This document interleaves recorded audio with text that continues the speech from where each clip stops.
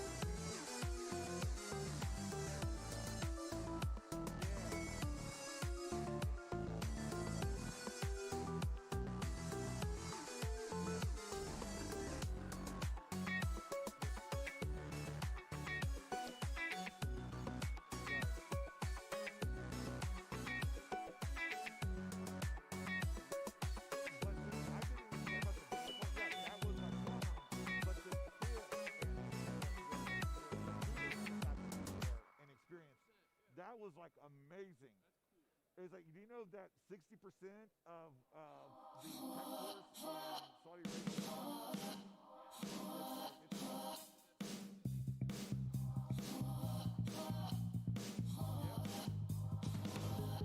three out of the 20 shots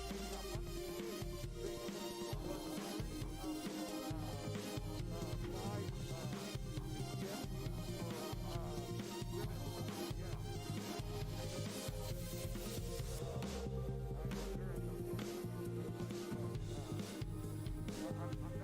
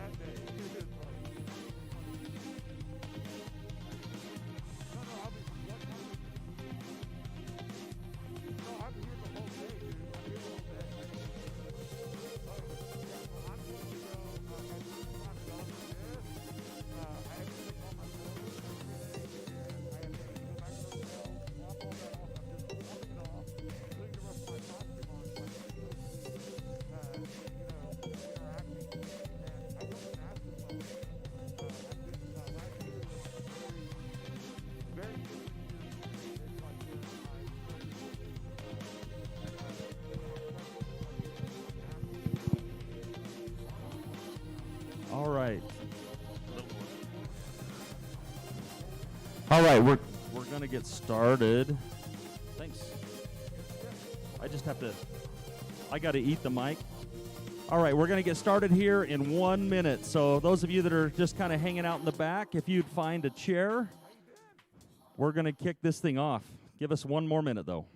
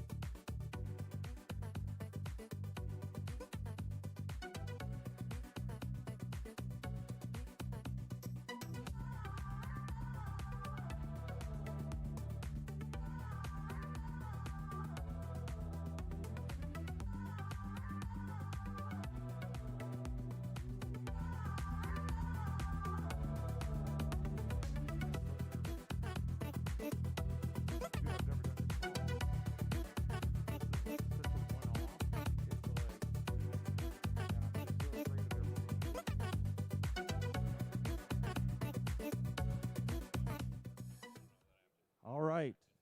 Hello, hello, hello. I couldn't practice this one because if it Testing screwed 1, up, 2. I'd be too intimidated to do it. It's like Can you hear me?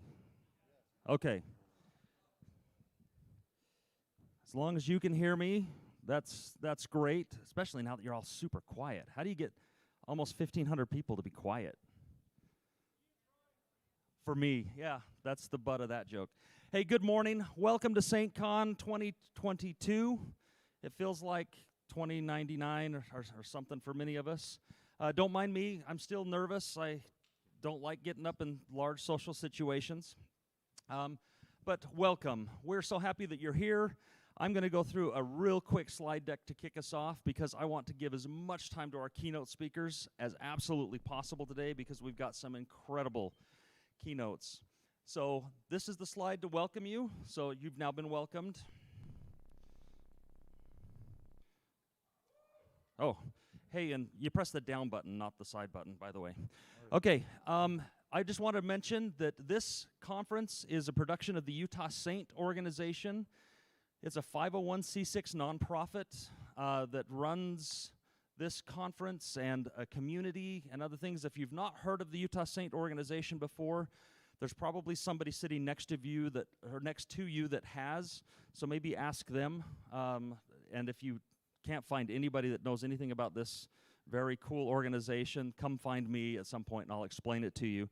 But this conference is made possible by that incredible organization and a lot of dedication of time from a lot of different people, which we'll talk about here in a minute.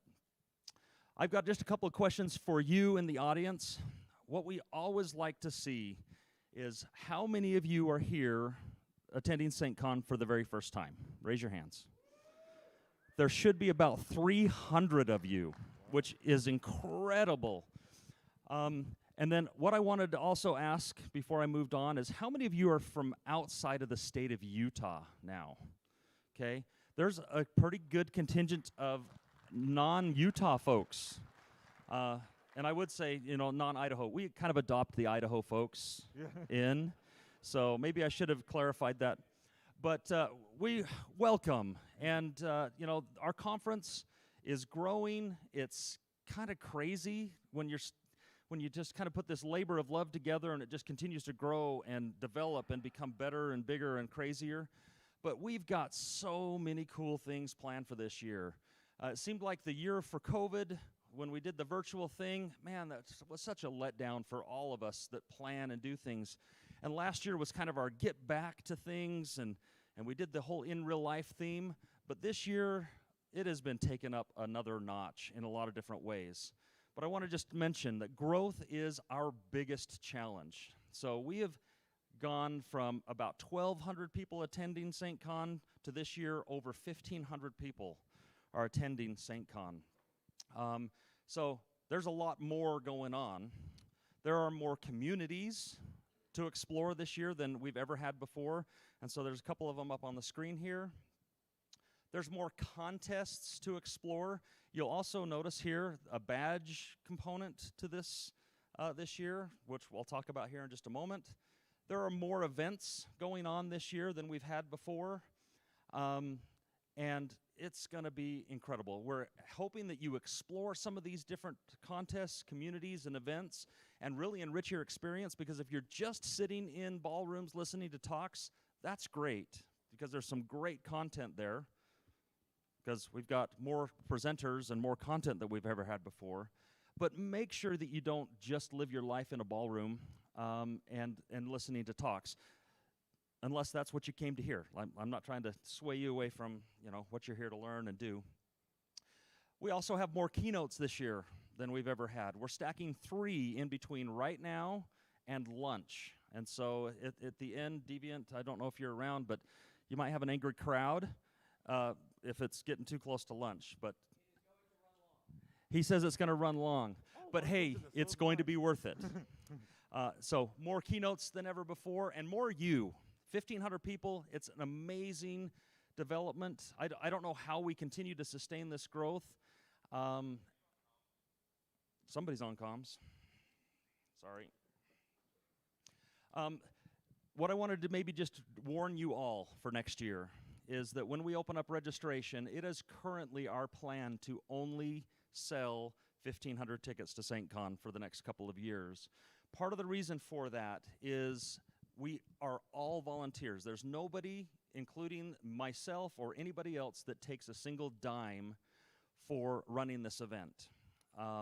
And so with volunteer effort, every single person that is a committee member, a staff member, or a volunteer are volunteering their time and energy and efforts and equipment and everything else to make this conference happen. And so there's a limit to what you can expect a bunch of volunteers to do, and we feel like we've kind of begun to reach it.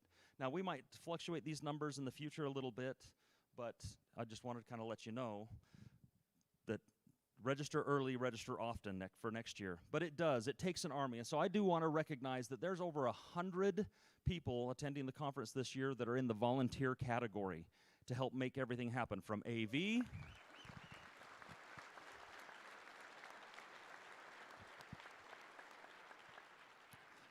from AV to the contests, and the communities, and all of the events and everything else. It takes an army. There are 40-plus staff members, and the differentiation between volunteer and staff is these are the people that are actually pulling together the content. These are the people running the communities, running the contests, doing all that planning. And it takes months of planning to do some of these things. And so please give them a hand as well for their content contribution.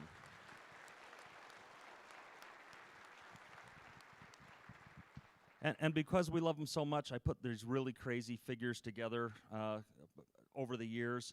This is the conference planning committee, and I want to just really quickly share that planning for this conference starts in March, and it really starts ramping up as early as May every single year.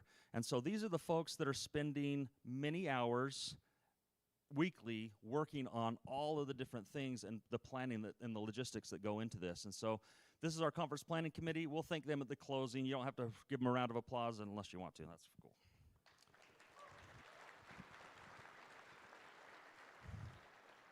This year, we also have more sponsors than we've ever had before. I think we're up to 18 or 19, and they're unwieldy too, in a way. We really love to have sponsors here, and the best way of articulating this is sponsors are why we have nice things. It's why we can put up great projection. It's why we can have really cool conference badges. It's why we can have, what's that? And it's part of the reason why whenever you walk around the conference and you pick a soda can out of one of those coolers that you don't have to pay for, it's part of the reason why that's possible too. And so we would like to thank our sponsors for being part of our committee or part of our planning and our conference this year. Thank you.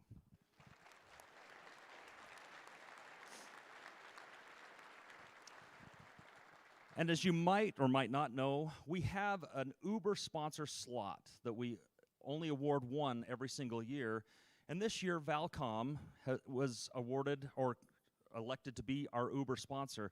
And this is a different level of engagement. They're bringing different things into the conference. It costs them a little bit more money to come in and provide that service and be part of this community. See, I'm nervous. I'm stuttering. It's okay. But anyways, I would love to welcome up to the stage from Valcom, Brandon Madsen, to just give you a real quick introduction.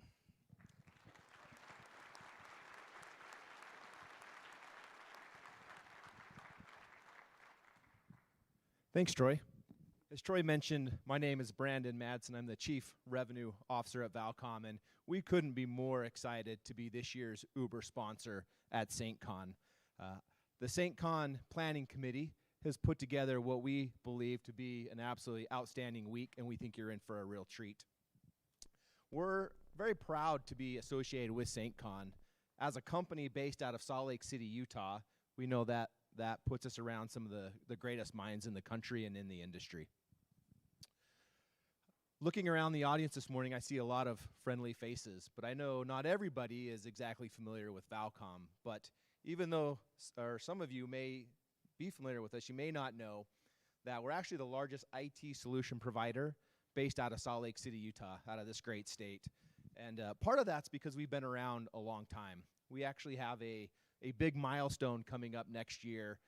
We turn 40 years old. And we've actually got some really exciting stuff planned for next year. We look forward to celebrating that with many of you. But we have some really great keynotes coming up. I don't want to get in the way. I do just want to mention a couple of things about Valcom. And it really starts with cybersecurity is really important to us. It's important to our economy. It's important to our state. And it's critical to our future. Everything we do with cybersecurity in mind. It's also really complex. This is just an example of some of our key partnerships in cybersecurity. I actually spent a little bit of time last week trying to find out just how many companies in the world actually have a cybersecurity offering or a product, and couldn't come up with that number. It's because cybersecurity is moving at light speed. It's just really hard to keep your arms around everything that's out there right now. But we can help navigate this. We have an awesome team of cybersecurity experts that work hand in hand with our clients. They do this by truly understanding the desired outcome of our clients, right? So what are the specific results or the expected results from the business leaders and the IT leaders of the organization? We place our clients at the center of our cybersecurity practice ecosystem. So that's the tools, the resources, the services, the partnerships, and the people all aligned to deliver that one single outcome. And then lastly, just keep it simple. Reality is cybersecurity is a race to stay one step ahead of those bad actors.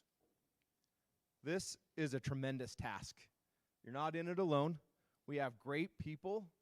We can help you get it done right. We can help you do it quickly and work with the budgets that you have. So appreciate the time here. Really excited for the content that's coming up. And we've got some space set up downstairs. We want to meet everybody. Come by and say hi. We've got some cool stuff to give away, and we'll see you then. Have a great week, everyone. Thanks. Thank you.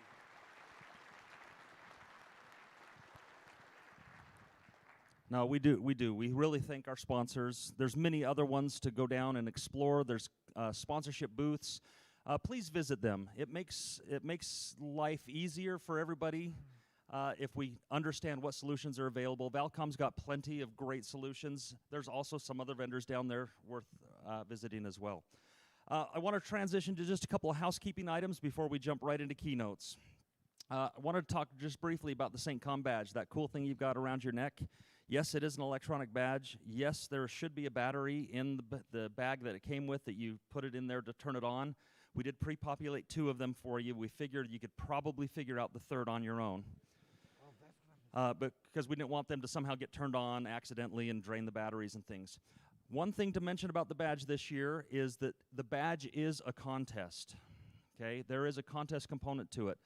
As you can kind of tell, it's reminiscent of maybe something you've played before, maybe like a clue game kind of thing. What we're going to do is we're going to open up that badge contest starting at 1 o'clock this afternoon. And so you get to go explore and start figuring out and get a clue. That's really what it comes down to. So that's all I'm going to say for right now. There is a badge support booth downstairs in our expo space that you can go ask questions, or if the badge isn't working quite right, or whatever it is that you want to ask, they're the place to go and ask that this year. And we really appreciate the MK Factor folks, Mike and Katie, for designing, running, and doing all of this.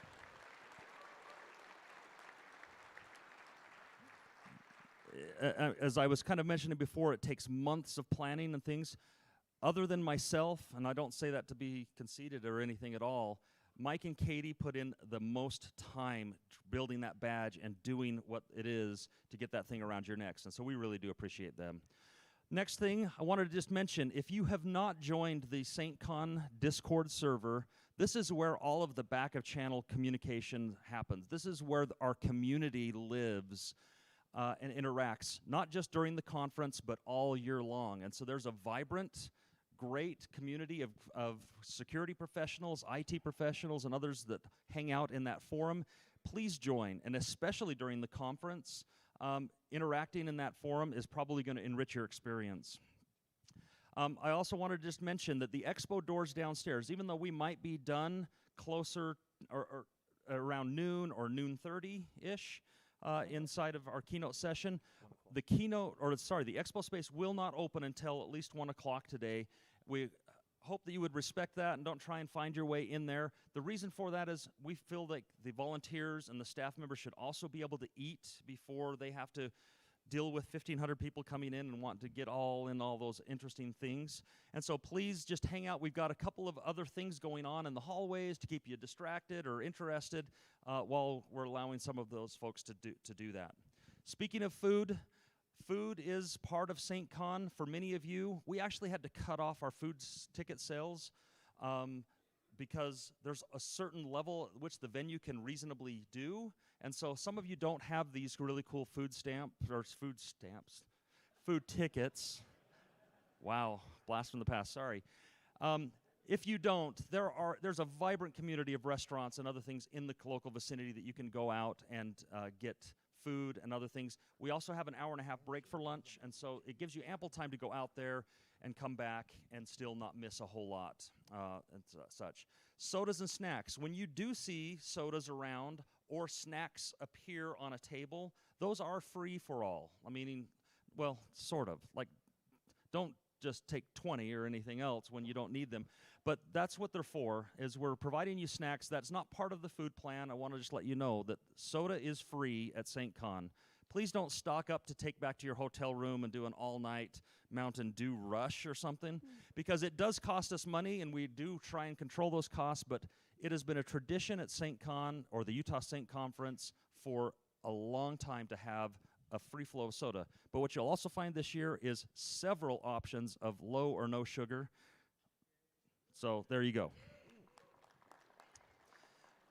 Last thing I wanted to mention, I kind of mentioned it for badges, but all other contests, Hackers Challenge, and so on, start at approximately 1 o'clock. If you don't get into that expo space until 1 o'clock, you're not missing out on anything. Some might start a little bit later, but as a general rule, most contests are starting after 1 o'clock.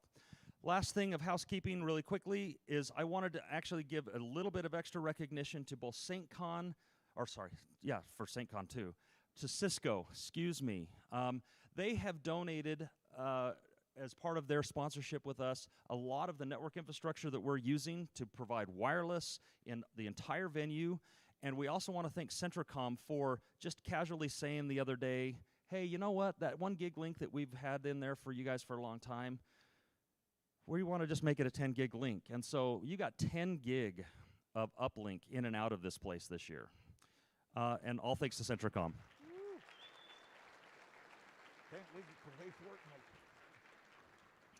And so here's what I'm going to do. I'm going to start here transitioning over into our keynotes. I'm not exactly sure how we agreed to do this, other than I'm going to walk off the stage. I'm going to show you one more slide and say, now to the keynotes. We are so thrilled to have them here, but I am not going to introduce them. I'm going to let somebody who's way better at introducing them introduce them. So give me a second. I'm going to transition out. And Bart can come up and transition the first keynote in.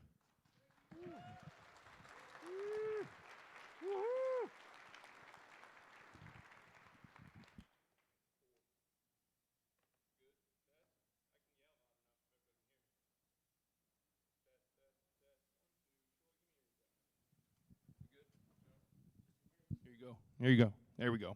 All right. Morning, everybody. How's SAINTCON doing? You guys awake yet? Troy put you to sleep with all those slides? Beautiful. So my name's Bart. If you guys don't know me, I am actually kind of the other half with Grifter that helped run the Black Hat Network and been in the community a whole long time. And he's in Tokyo speaking at Code Blue, so I was the next best thing to do the intro here. So please pardon me. But first, I want to give one more round of applause to the SAINTCON staff, everybody that helped set that up. I know what it takes. It's a lot of work, so thank you to them. So our first keynote speaker, most of you know him. He's been in the industry over 22 years, been robbing people and corporations for over a decade. He's a close friend, great road trip partner, gives the most awkwardest of hugs. So everybody please help me welcome and give a round warm of applause to Jayson Street.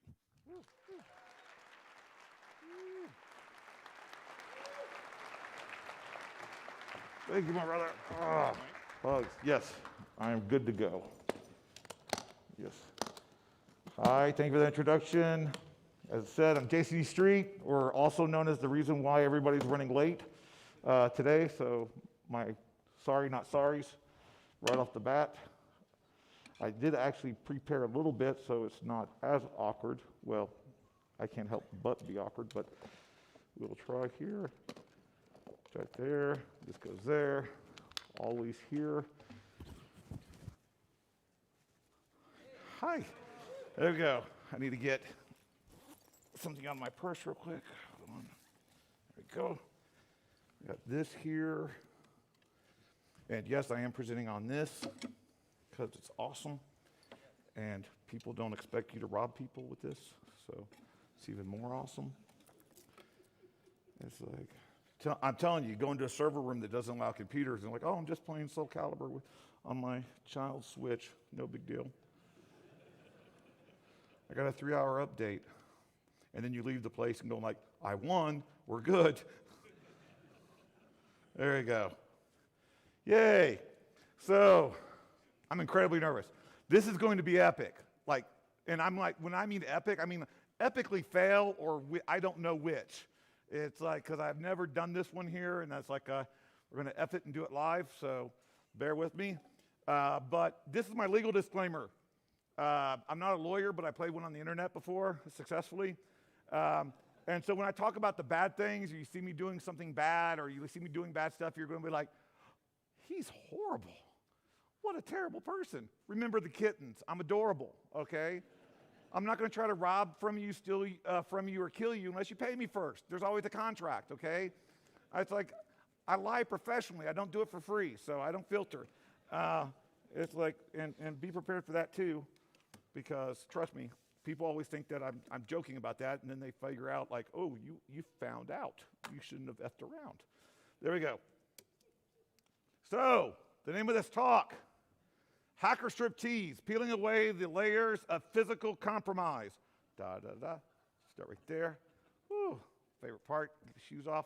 Okay, so what we're gonna do is we're gonna just talk about like all the different kinds of personas that I use when I'm robbing people and some of the ways that I do physical compromise, because I'm not, a big red team ninja dude. So I'm just this weirdo. I don't like talking about myself, so just go to jaysonestreet.com. You find out more about me. Hackeradventures.world, shows you where I've been. And at Jayson Street on Twitter is my live journal or diary and dream journal, all rolled into one. Unfortunately, not sorry, because, yeah, some of that stuff you don't want to see.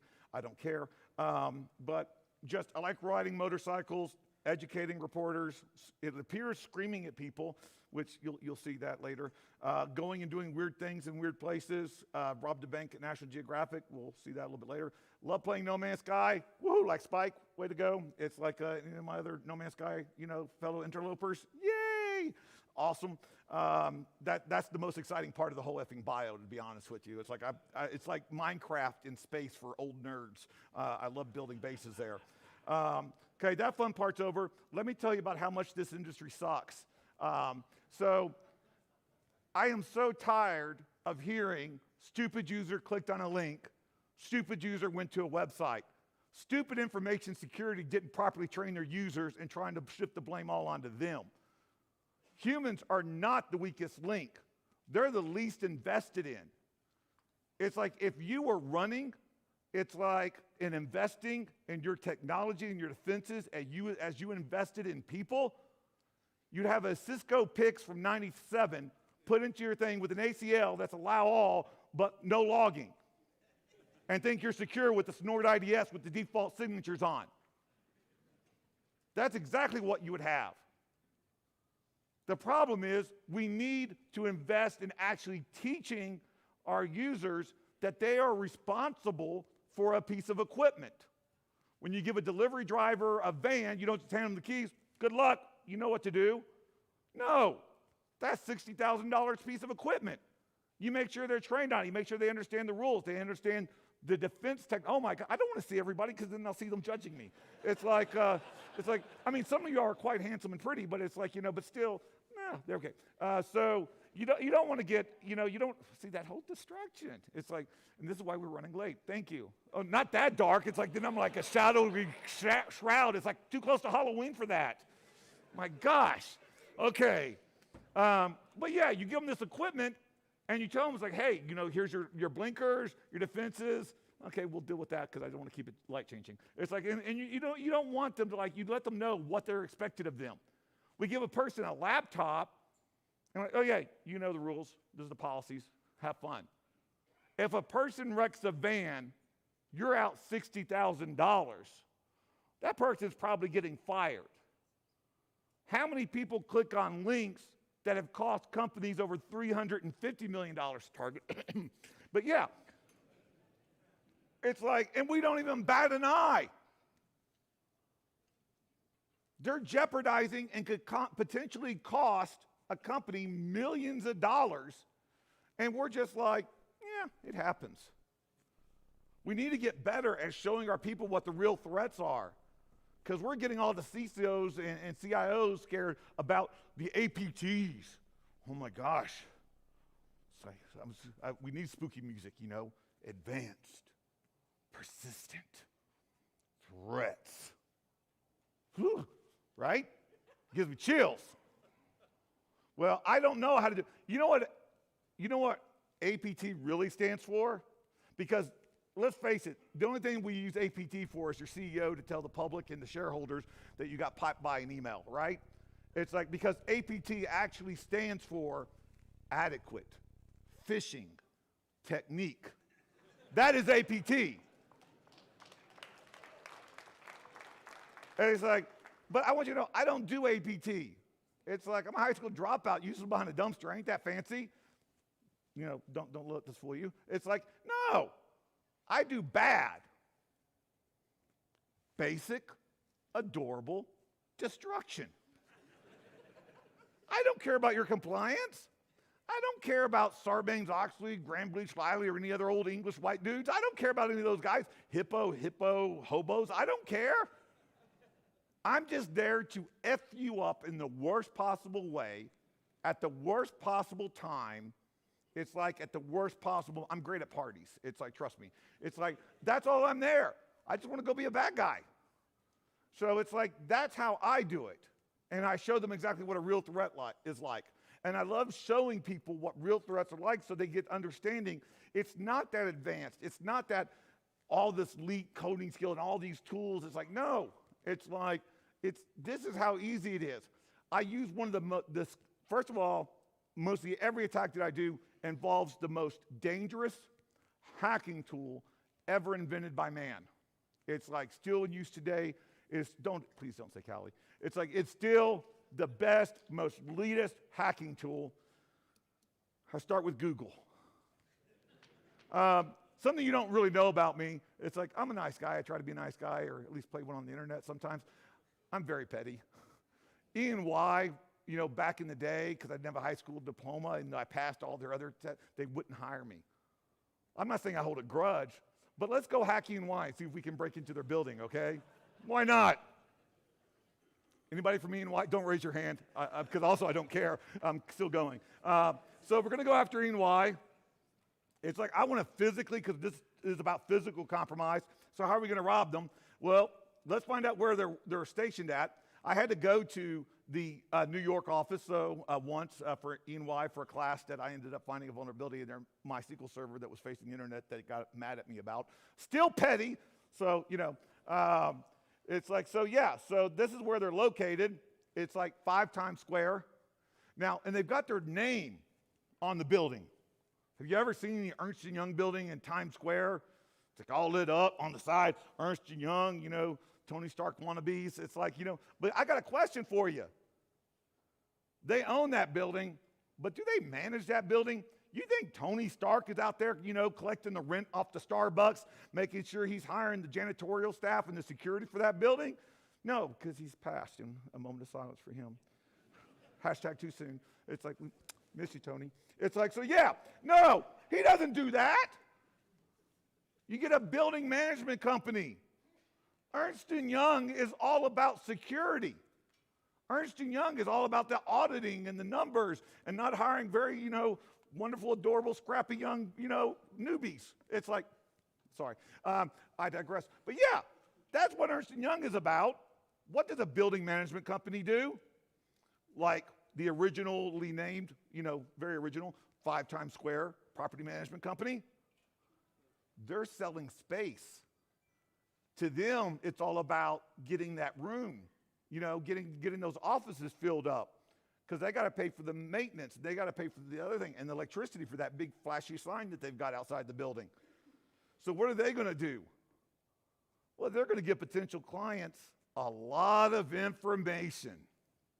Hey, you want to know where the Ernst & Young employees are probably going to be eating? Because they're not going down to Chinatown for that noodles, even if it's on the subway. It's like, no, they're got to be like within 5 minutes of the building because they're good employees. They're go-getters.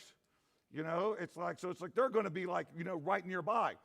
Say at those restaurants right there where you can put up a Prox card reader, you can actually do some pictures, figure out what their badges look like, what the traffic looks like, send some coupons for some discounts because everybody likes to, a little bit of money off on something in a PDF. You do that. It's like, oh, hotels. Oh, you're visiting out-of-town employees, your executives. Oh, that's where they're going to be staying? Good to know. Can't do anything with that kind of information. Not at all. It's like, and then your neighboring officers, I don't care about them. It's like I've used a neighbor's that was nearby in the same building to set an appointment with them so I could then just take the elevator down and not get escorted down, of course, because they don't. They just leave you at the elevator and just go 1 floor down and then rob the place. That was fun.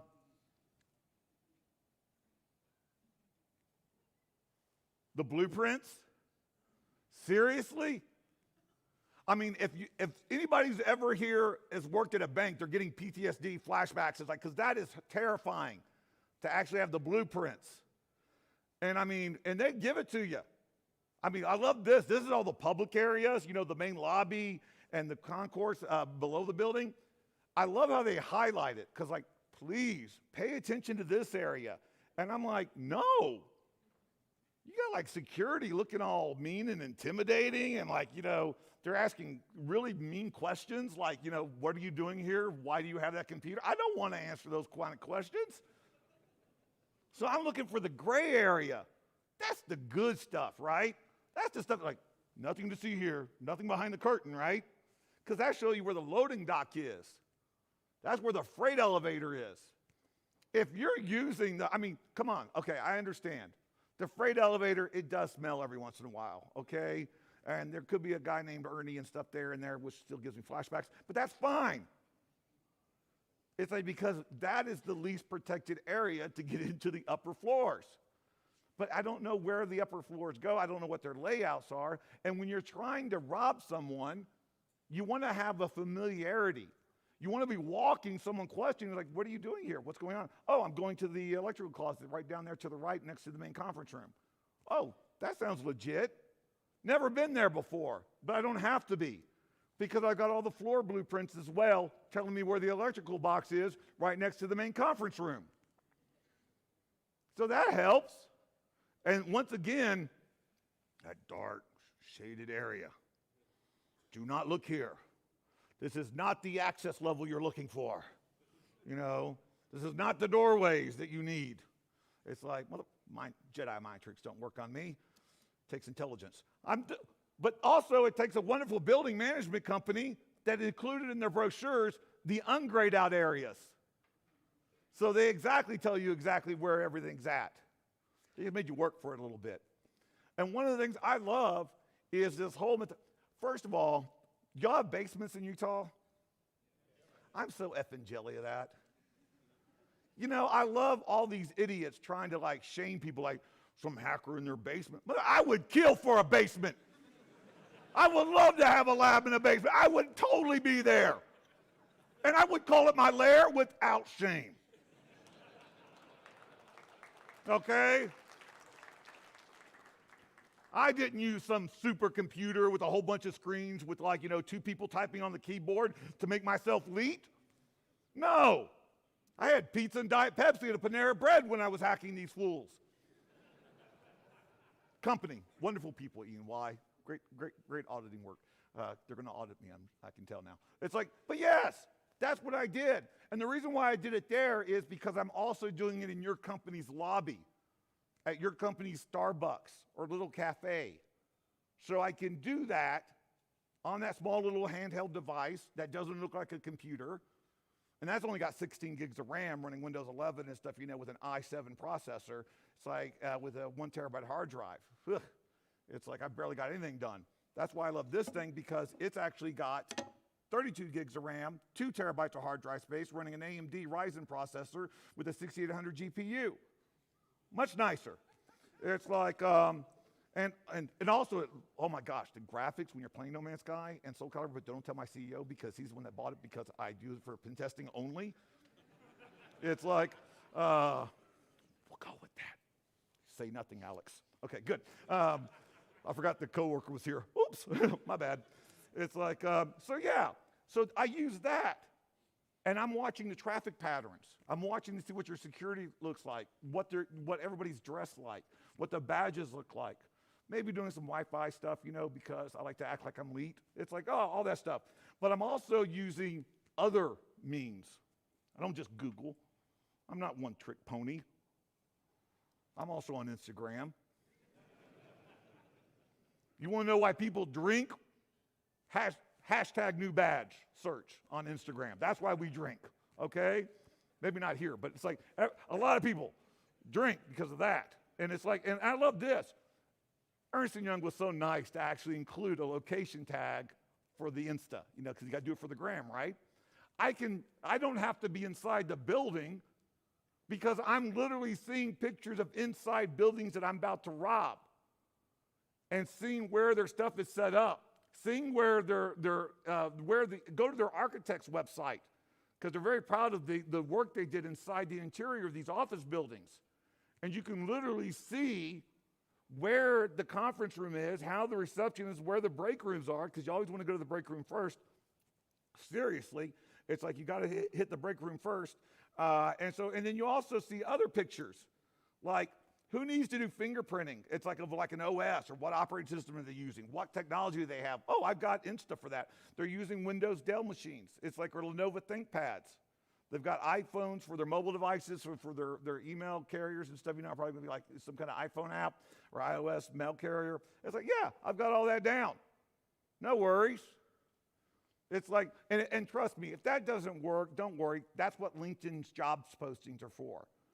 You do a search for the job posting, what the company's hired. They're telling you what they're looking for, what architecture that you need to have, what coding you need to know, what technology that you need to use. And if that doesn't work, you just go to the people that are currently working there and you see what their skill sets are. Because you're not going to get a person who is well-versed in Checkpoint and Fortinet and stuff, and those two technologies and, and McAfee, and think like, oh, I wonder if they're wondering Kaspersky with Cisco PICs. No. It's like you're basically telling you what they're running. But I mentioned the badges, right? Love the badges.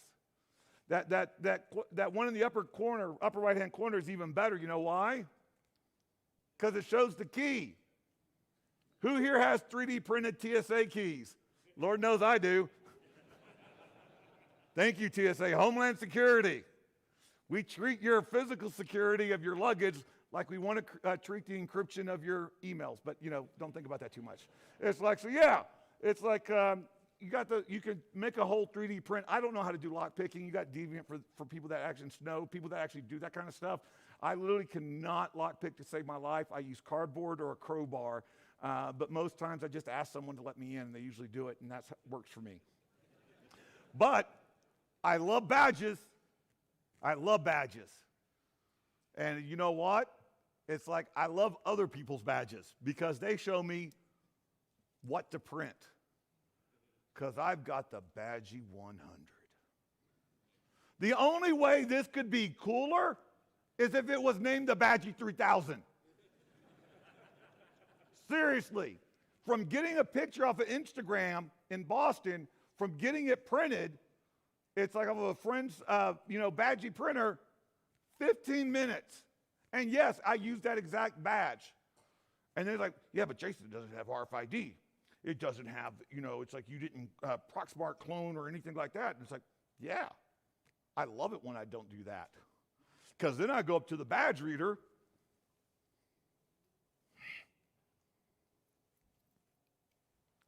I got a meeting in 5 minutes. Can we make something happen? Hello, suit, important white person, look at me. Plug in. Hey, if you don't have white, the only reason why you should be using white privilege is to be telling people how bad and horrible it is, right? Seriously. So I'm like, yeah. It's like, use that. So another thing, and I get this a lot from people. It's like, especially my detractors, there's plenty. It's like, you're not that technical, Jayson. You're not that, you've not done any like skills. You're like, you haven't done really red teaming stuff. You like to act like it. I'm like, yeah, exactly. I'm not that technical. I don't know how to code. I've never heard how to code. It's like, literally, I would say that if you looked in the dictionary, and if you looked at imposter syndrome in the dictionary, you'd see my picture, but I don't think I'm good enough to actually be in the dictionary under that, okay? It's like, so no, I'm not technical. But let's ask a question. It's like, do you think your company's as secure as a bank who's trying to guard money? Especially from some loser like me that's just going to walk in off the street. Well, let's do this little friendly thing. Let's actually look at a video of me robbing a bank in Beirut, Lebanon. Unedited, exactly the way it's going to work. And it's like, this is an unedited video. It's 8 minutes. And we're going to see how long it takes for me from walking into the front door to compromising my first machine. Here we go. Walk in. And I love right off the bat, look at that lady. She did everything so right, so wonderful. She knew I was sketchy AF as soon as she saw me. She knew I was up to no good. Oh, look. Wait, hold on. Oh, 15 seconds between walking in the front door and compromising the first machine. If that was what your answer was, you won. That's 19 seconds, 20 seconds. It's actually executing the code. Running the payload in around 22 seconds, saving it, finishing it in 25. I have completely compromised one machine in under 30 seconds. That took a lot of technical know-how to do. And I love the fact that she stops me. Wait, hold on, I forgot, hold on. I'm not professional by nature. It's like, there we go. Can you hear the sound?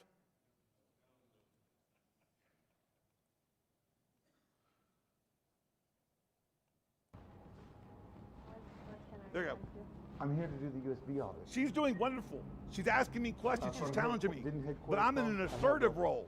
I'm doing a USB audit. I don't know what a USB audit is, but I do a lot of them. Okay. Can you still tell us And they're very successful. No problem. That sounds When she great. challenged me, I was literally taking the offensive. You need to call headquarters. Didn't headquarters tell you? I wasn't cowering or acting like I was caught or the jig was up. But look what she does. She takes me to the manager, which is exactly what she could do, but then she made the one mistake. Bonjour. I let her go. I said, I'll stand by, because she thought I was honest. I'm not being honest. Okay. So then I switched to a passive row as a helper, and I compromised the bank manager's machine.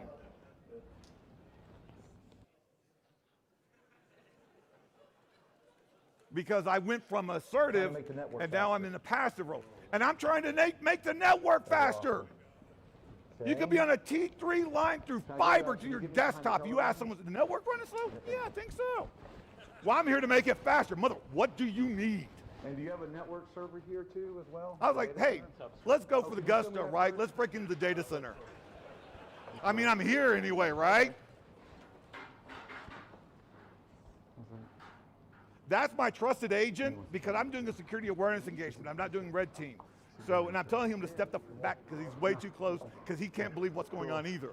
I'm like, you and me both, bud. It's like you and me both. So, and this is unedited because I don't want you to think that I try to cut and paste it and make it look cooler. So sorry for the butt cam. This is a hidden camera and a button from the National Geographic show that wasn't used that Darien Kitchen acquired somehow. I ain't asking questions. And so I'm showing you.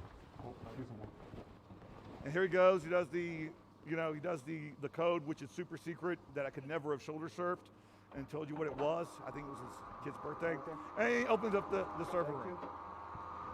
Now, I said, here, will you let me stay here unattended? Okay, thank you. Listen. Hold on, listen. That was a sigh of defeat. I want them to do good. I'm an advocate, not an adversary. I'm trying to root for the guy. But then I remembered something. Wait, he's my golden ticket. I don't want to be too far from him. That lady may question him because she was doing a lot of good stuff. So she may question him. It's like, I got to catch up with him. It's like, no, don't leave my side, bud. We still got to go to do the teller line.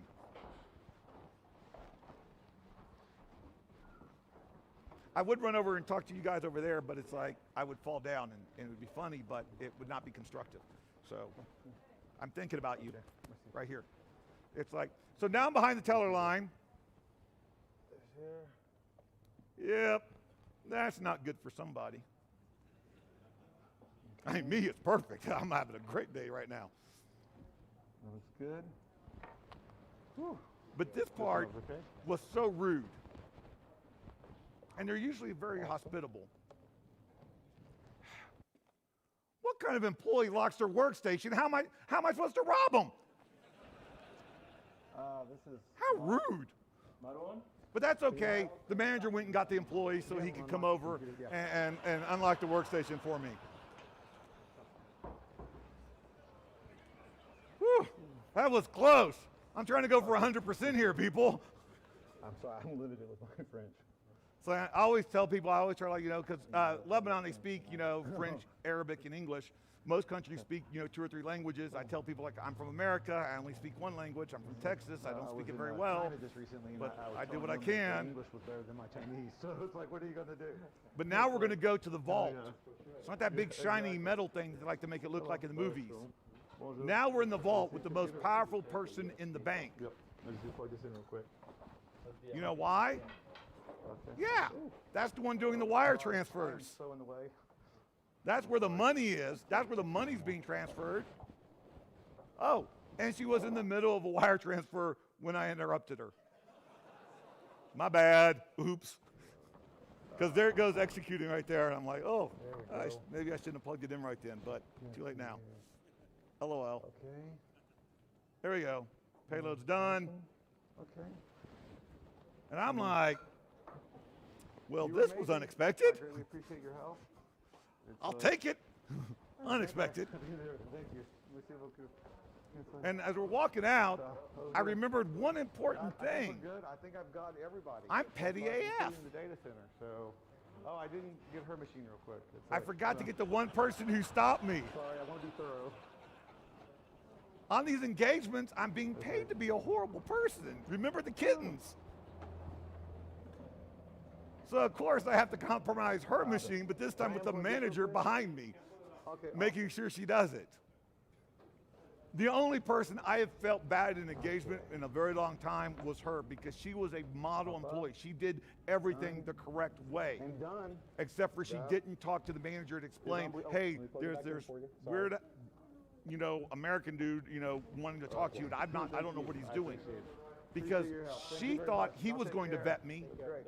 He thought she vetted me, and no one vetted me. And this sums it up pretty well, right here. How did that just happen? I don't know. I was more surprised than anybody else.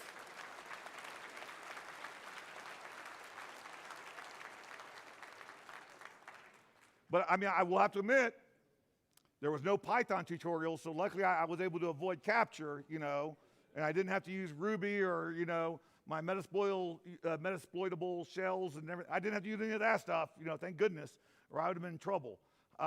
It wasn't needed. I will show you this one tool that I found that I used. It's like on this next engagement. Don't worry, this is much quicker.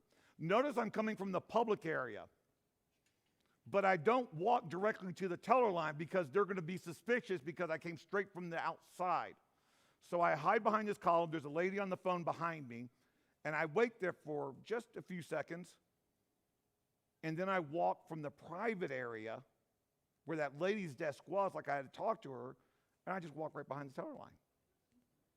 I go to the very last machine, make sure they see me, go out of my way to say hello, because I'm a polite robber, okay? I've got manners. I'm from the South. It's like, so there we go. I plug into the first machine. That is not plugged in or turned on, but I'm establishing a pattern. So when I go to the next machine, which is hers, I'm just like, pardon, I have to plug this in. There you go. Doing a USB audit. Another one of those. Merci beaucoup, because, you know, polite, and I speak French, not really. And then this lady was not having it. She was a little busy. I already read it in her body language, so I just did what any good bank robber does. I spin in the chair till she's available. And she's like, I'm busy. I'm doing work. I'm like, oh, that's okay. I'm just doing one quick thing, robbing you. Don't mind me. It's like, it won't take but a moment. There it goes. Thank you. So nice. And look, as I'm leaving, it's like, you know, we all ended up smiling. They're smiling. I'm smiling. Everybody's smiling. It was a very positive experience for a robbery.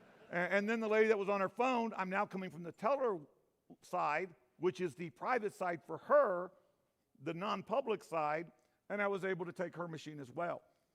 And the only reason why I was able to manage that was because of that column. If I would have walked in directly from the front of the building, people subconsciously would have not trusted me as much because they knew in the back of it. See, I was not, this is not something that I was taught. This is something I've adapted over my life as being someone on the spectrum and having to deal with like horrible people a lot in my younger years. You have to read human nature because seriously, normal people frighten the out of me. It's like, and so I had to start learning what human nature was like and what normal people were supposed to be like. And I was like, so I could learn to either avoid or to mimic and stuff, you know, so I could, you know, mask, be like, oh, I'm that guy. Yeah, I'm what you're looking for. It's like, you know, don't hurt me. We're good, right? And so, and that's what I've learned on human nature, and that's what I use to attack your companies. It's like I'm using human nature against them. Those natural things that you think about in the back of your head, but you don't really think about them, you just operate with them. So after that, the question was, you know, you sure hope so, but maybe not really. Because I'm not attacking your network technology or 0 days to get in. I'm just attacking your people. Because we're not empowering them and educating them enough on what a real threat's going to look like, and just to basically question someone if they come and say they want to do something with their machine. Well, I don't want to be rude. What? It's 2022, seriously? Have you been on a plane lately? It's like, you don't have to be rude. You don't have to tackle the person. I'm fragile. I bruise easily. That might be me. Don't tackle. But you have to ask questions. Are you supposed to be here? Call security. Call information. Let them know to call you and say, hey, there's someone sketchy AF here. I think we need to do something about it. Because once again, I'm trying to put them at ease without them realizing it. This picture was taken one day apart. It's like, one, the first day, I showed him the goatee, ungelled hair, your company's computer guy, because, I thought it was funny and I come with warning labels. It's like, and a couple of devices sticking out there. The next day, I'm in a nice dress shirt. Oh, this one. I don't know what that means. It's like some flashy cufflinks, nice watch, gelled hair, shaved, because I want them to think that he looks familiar. Can't really place him, but I think I've seen him before. It's put in the back of their head. But also, notice the most important element of those pictures. It's effing snowing outside. I am freezing every, thing horribly. I am cold. Why do I not have a jacket on? Is it because I'm an idiot? Don't answer that. No, because once I break into the company, spoiler alert, I did, it's like once I do that, if I still had my parka on, because that's what I need, I'm from, remember, Texas, it's like, wouldn't I be a little suspicious? Wouldn't I stand out walking around inside your hallways with a big winter jacket on? But if I don't have a jacket on, if I'm wearing short sleeve shirt inside a company while it's snowing outside, then that means I must have put my jacket up somewhere. That must have meant that I'm here and I put that in the office and I'm doing a day's work. And that's not something you think about. But now that I said it, you go, oh, the weirdo's got a point. And I'm like, yeah, that's just human nature. So let's go over some of the layers I use. Layer 2 is the assertive role, It doesn't mean aggressive. I've been aggressive in certain countries. It's like, especially in some European countries, being assertive actually helps. It's like, what part of surprise inspection do you not understand? I need in the server room. I need in now. And if you don't want to be on the report, that's going to happen. Don't you think so? Mother, been here. It's 3 a.m. my time. I don't need this. Please. And they let you in. And I lied. I still put them on the report. But it's like, but usually the mannerisms are like this. It's like when I used in the bank, when I was being challenged. I didn't go, oh, no, I don't know what I don't know. No, I challenged back. Didn't you get a message from headquarters? I'm supposed to be here. I'm doing the USB audit. I was challenging. I was being assertive. I'm doing an audit role. It's like, and the hardware I have to use has to be a little bit more discreet. Because the better discreet it is, the better chances you are of getting it. And then it's like, it helps if you're dressing for the role, right? I love this. You know what this is? This is the business suit of doom. I called it the business suit of doom because it's hand-tailored from my tailor in Beijing, Peter, wonderful guy. Can't go back to China anymore, but long story. But it's like, but I love my suits, because it makes me look fancy. And also, the best part about these suits is when I was trying to explain to Peter what I wanted. And when I was telling him, he said, "Are you a magician?" And I'm like, "No, Peter, I'm not a magician." It's like, because a magician, you always hear them, they say, "Nothing up my sleeves." And Peter, didn't I specifically tell you to actually put pockets in my sleeve so I could carry a Bash Bunny 2 or some other device in the sleeve? Because is it practical? No. Is it cool? Yes. So yeah, Peter, I'm not a magician. I'm a bank robber. It's like, or hacker, pen tester. So yeah, so you gotta love those. You gotta love my pockets, right? But also, he makes me fancy. And I love being fancy every once in a while, okay? It's like, spoiler alert, okay? Hoodies are cool and comfortable, okay? But I like being fancy. But when you make me wear a tie, I'm going to wreck you, okay? And that doesn't even cost extra. You made me wear a tie. You're going to pay for that. It's like, but that's okay. It's like, but hey, I can accessorize still. Do you see the 3 hacking devices there? Well, I mean, the pin's sort of easy right here. That's sort of easy. Video camera pin. I'm a walking, talking Google streetcar on these engagements. Yeah, that's fine. It's like, but what about, woo, I got a couple of these. This one I love is 16 gig USB hard drive with a high def video camera with infrared, but you unscrew that, plug in the cable, download 16 gigs of your data, which probably wouldn't do any harm to your network, right? 16 gigs of your proprietary information. And I walk out with it because, screw you, Snowden, and your Rubik's Cube. It's like, yeah, it's like I do that. That's cool. I like that. It's like, because it's fancy. But where's the other hacking tool? I made sure all my shirts are French cuffs. 1, because of fancy. And 2, because of cufflinks, like this one. Here we go. Like this one. Like this one. It's coming off. Okay. That is a threat. It's like, but, okay. Okay. There we go. Hey, anybody need a wireless USB adapter plugged into your server? No, not at all. Are you going to get one? Yes, definitely. But, some of those servers are not very cooperative, or some of those machines aren't very cooperative.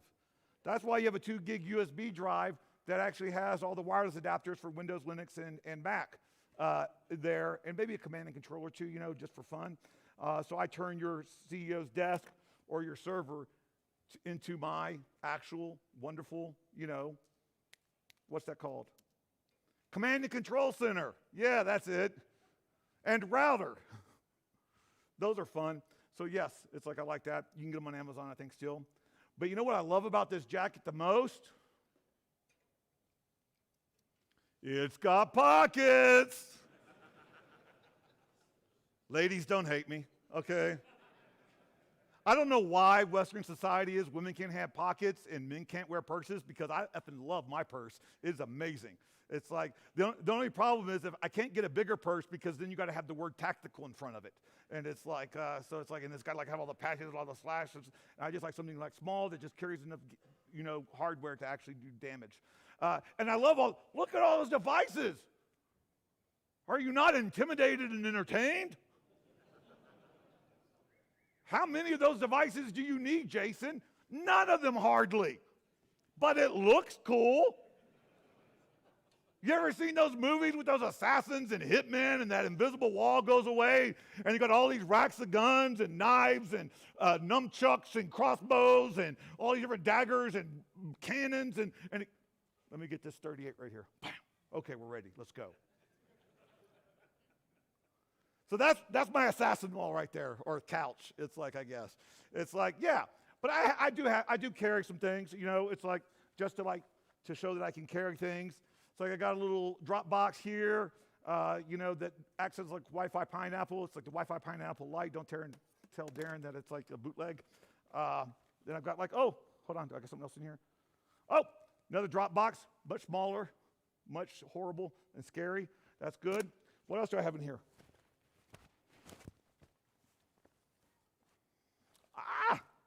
Oh, hidden camera. So you can just place that in the library on the shelves and stuff, so you can take some CEOs, type in on the passwords if you don't using the keyboard. And I have, don't I look smarter now? Video camera, okay. And then we got a nice little old school rubber ducky, because that looks very intimidating. Why would I have it like that? Another bash bunny. There was a cell. Oh, another little microcomputer. As a little Game Boy, yes, this did work going into a server. This is the original one, the original GPD I used to break into a server once because I was playing a Nintendo kind of DS knockoff, and the guy let me in because it was a 3-hour update. I didn't take 3 hours. I was able to rob them in less. I'm not good with the whole lock picking thing, remember? So when I want to steal a laptop, I just use these things very poorly. Takes me like, Deviant, I'm sure can just like look at them, go like, work, and unlock it. Me, it takes a little bit longer. So I got these little things to take the laptop because they like to think they're secure. Ooh. I ain't waiting. There we go. Take this off. Oop, I feel something else. Where? Oh, the that pocket. Voice recorder. Leave that lying around somewhere. And oh my gosh, I would have felt so embarrassed if I forgot my Wi-Fi keystroke logger and injector. Thank you, Darren, again. It's like so I can inject keystrokes into a machine or just record them and wirelessly translate them to my car out in the parking lot. Or the screen grab. I love that because it's got HDMI. Most of the people don't get HDMI monitors, right? Because those are fancy. The CEOs do. You plug this one side into the CEO's monitor, the other side into the output, and guess what? I'm now copying everything that your CEO is writing on the screen or looking at on the screen. And either I'm taking screenshots, recording it through video, putting it onto a micro SD card, or I'm just transmitting it wirelessly to my location so I can look real time and see what it is. Better than soap operas. So, yeah, I got that. That was unexpected. Okay, we're going to keep this on right now, but I finally get to take this off. So now, we're going to look at another layer, right? We want to go to the passive layer. What is the passive layer about? Well, the passive layer is where I'm going to go and be a help desk person. It's like, I forgot to also have like, phone, some other gadgets, iPhone. Oh, I forgot I had this like pocket. I'm not packing heat, I'm packing exploits. Everybody don't get nervous. It's like, got another Bass Bunny. Got a couple OMG cables. Oh my gosh, these are amazing because each of these are microcomputers with Bluetooth and Wi-Fi that can do remote code injection from your hotel room, which is nice, especially because you get room service. Shark jack, where I don't even need a computer. I just plug this into your conference network jack. And this was just cool that I got somewhere like, I don't know if it was a couch or something. It was just cool because it's got a micro SD card hidden in there. It doesn't do exploits. I just thought it was cool. And I put it in there. There we go. I also have Andrew Lemon's business card, one of the most best business cards ever. And I'm giving him a shout out because his business card is actually the little door shim so I can just open up the door. Because I can handle this. This kind of lock picking, I can, or I'm sorry, hacker voice. I'm in. There we go. Now, what does the passive role look like? Well, the passive role, is going to look like a worker. Right? I'm going to be a worker, showing up in my jeans, coming out, here to work on the server, here to work. Okay, sorry. I digress. Y'all don't want to see that either. There we go. Whew. Got my Microsoft badge. Says hacker on it. I got another one that says Gregory D. Evans on it. It's like, I know, still too old, but yeah, I'm old. You know what the best part about this badge is? Anybody here work for Microsoft? Don't answer. It'd be embarrassing. This is their old badge that I was able to acquire and give it. Someone actually tweeted out the new badge. But I've got a copy of their new badge printed out. But why bother? No one cares. I still use the old badge and I get in everywhere with it. So sorry about that, guys. But with this, I've got something else. The clipboard of doom. Dun, dun, dun, dun. Is there anything more fearsome, more terrifying than a checklist? Oh, you don't think so, huh? Good to know. Right? I got my clipboard of doom. And sorry once again, but it's got pockets. Get some other stuff in there. One of the things I love the most, though, oh my gosh, look at this. The best physical compromise device in the industry. There has been nothing better since its invention. Oh, I'm not talking about the OMG cables. Those are cool. MG cables are cool and everything. I love them. They're fine. Envelopes with a red marker, because I'm in your secret area, I'm in your secured area, and there's offices and desks and cubicles that are unattended, but you see their name. Really? So I go over there, and I just write down that person's name on the envelope. I take one of my little malware USB devices, whoop,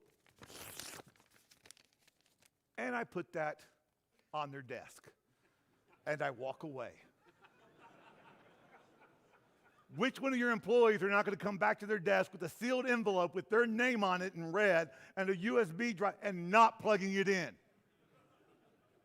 Exactly. I'm using human nature to do the work for me. But also, I'm like an ogre. I've got layers. It's like, so I've got another layer. Oops. Also got a jacket stuck. There we go. But yeah, I've got like the Wi-Fi Pino, another screen crab, another cameras. I've got like land turtles, Proxmart, and a whole bunch of other stuff that I hardly ever use ever. It's like, but it looks cool to have, and it intimidates people and shows like, look, I could hack you with these things. Scared? Okay, those are good. So what else do I have? I love this. Every worker should have a nice flashlight, especially with a high-def video recorder in it. Spoiler alert, there's no one from Egyptian security. Is there in here? Okay. I literally was on a speaker tour of the Egyptian Museum in Cairo, where they do expressly forbid, videos and cameras and stuff.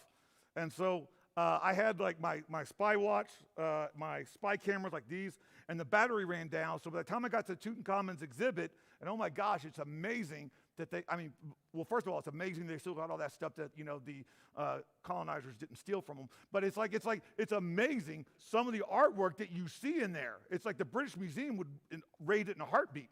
It's like, but I didn't have any other thing, so I had to use the flashlight. And I was literally doing like this, and security was like, excuse me, you can't turn that flashlight on, no light. And I'm like, oh, don't worry, I'm not turning the light on.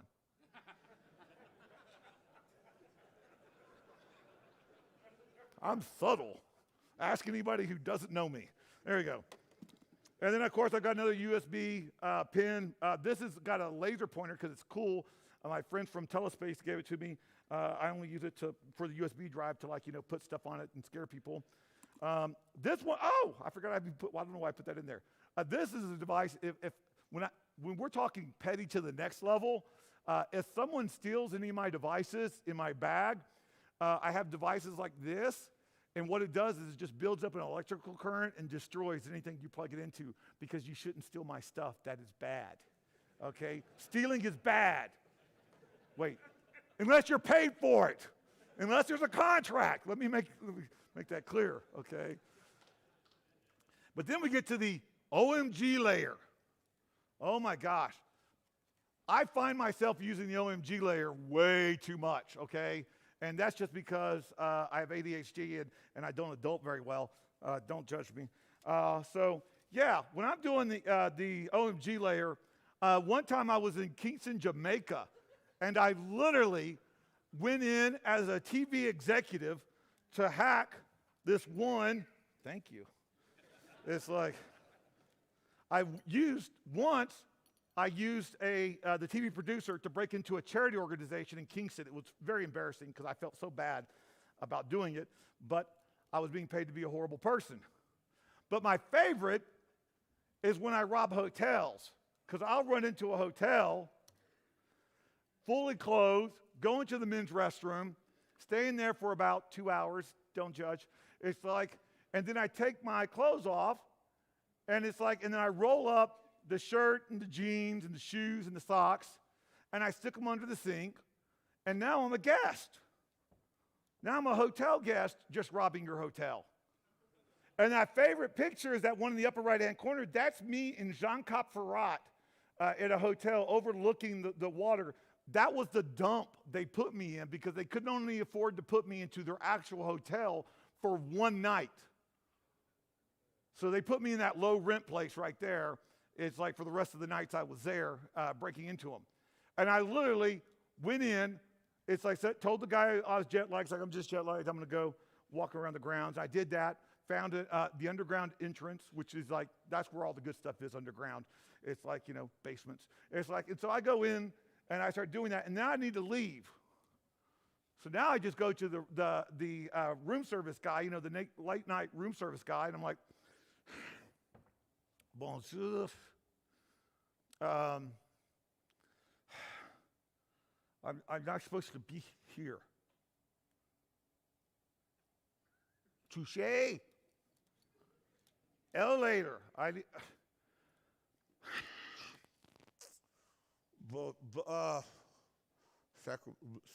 Excusez-moi. I flustered him so much, he put me in the employee elevator, which let me out onto the first floor into the management offices. As I was walking out, I found a computer that was unlocked in one of the offices with the hotel master keys. Did I mention it was a 5-star hotel? They provided everything. It's like, and then I just walked out from behind the desk going, hey, hi, how's it going? I'm good now, and just left. That was fun.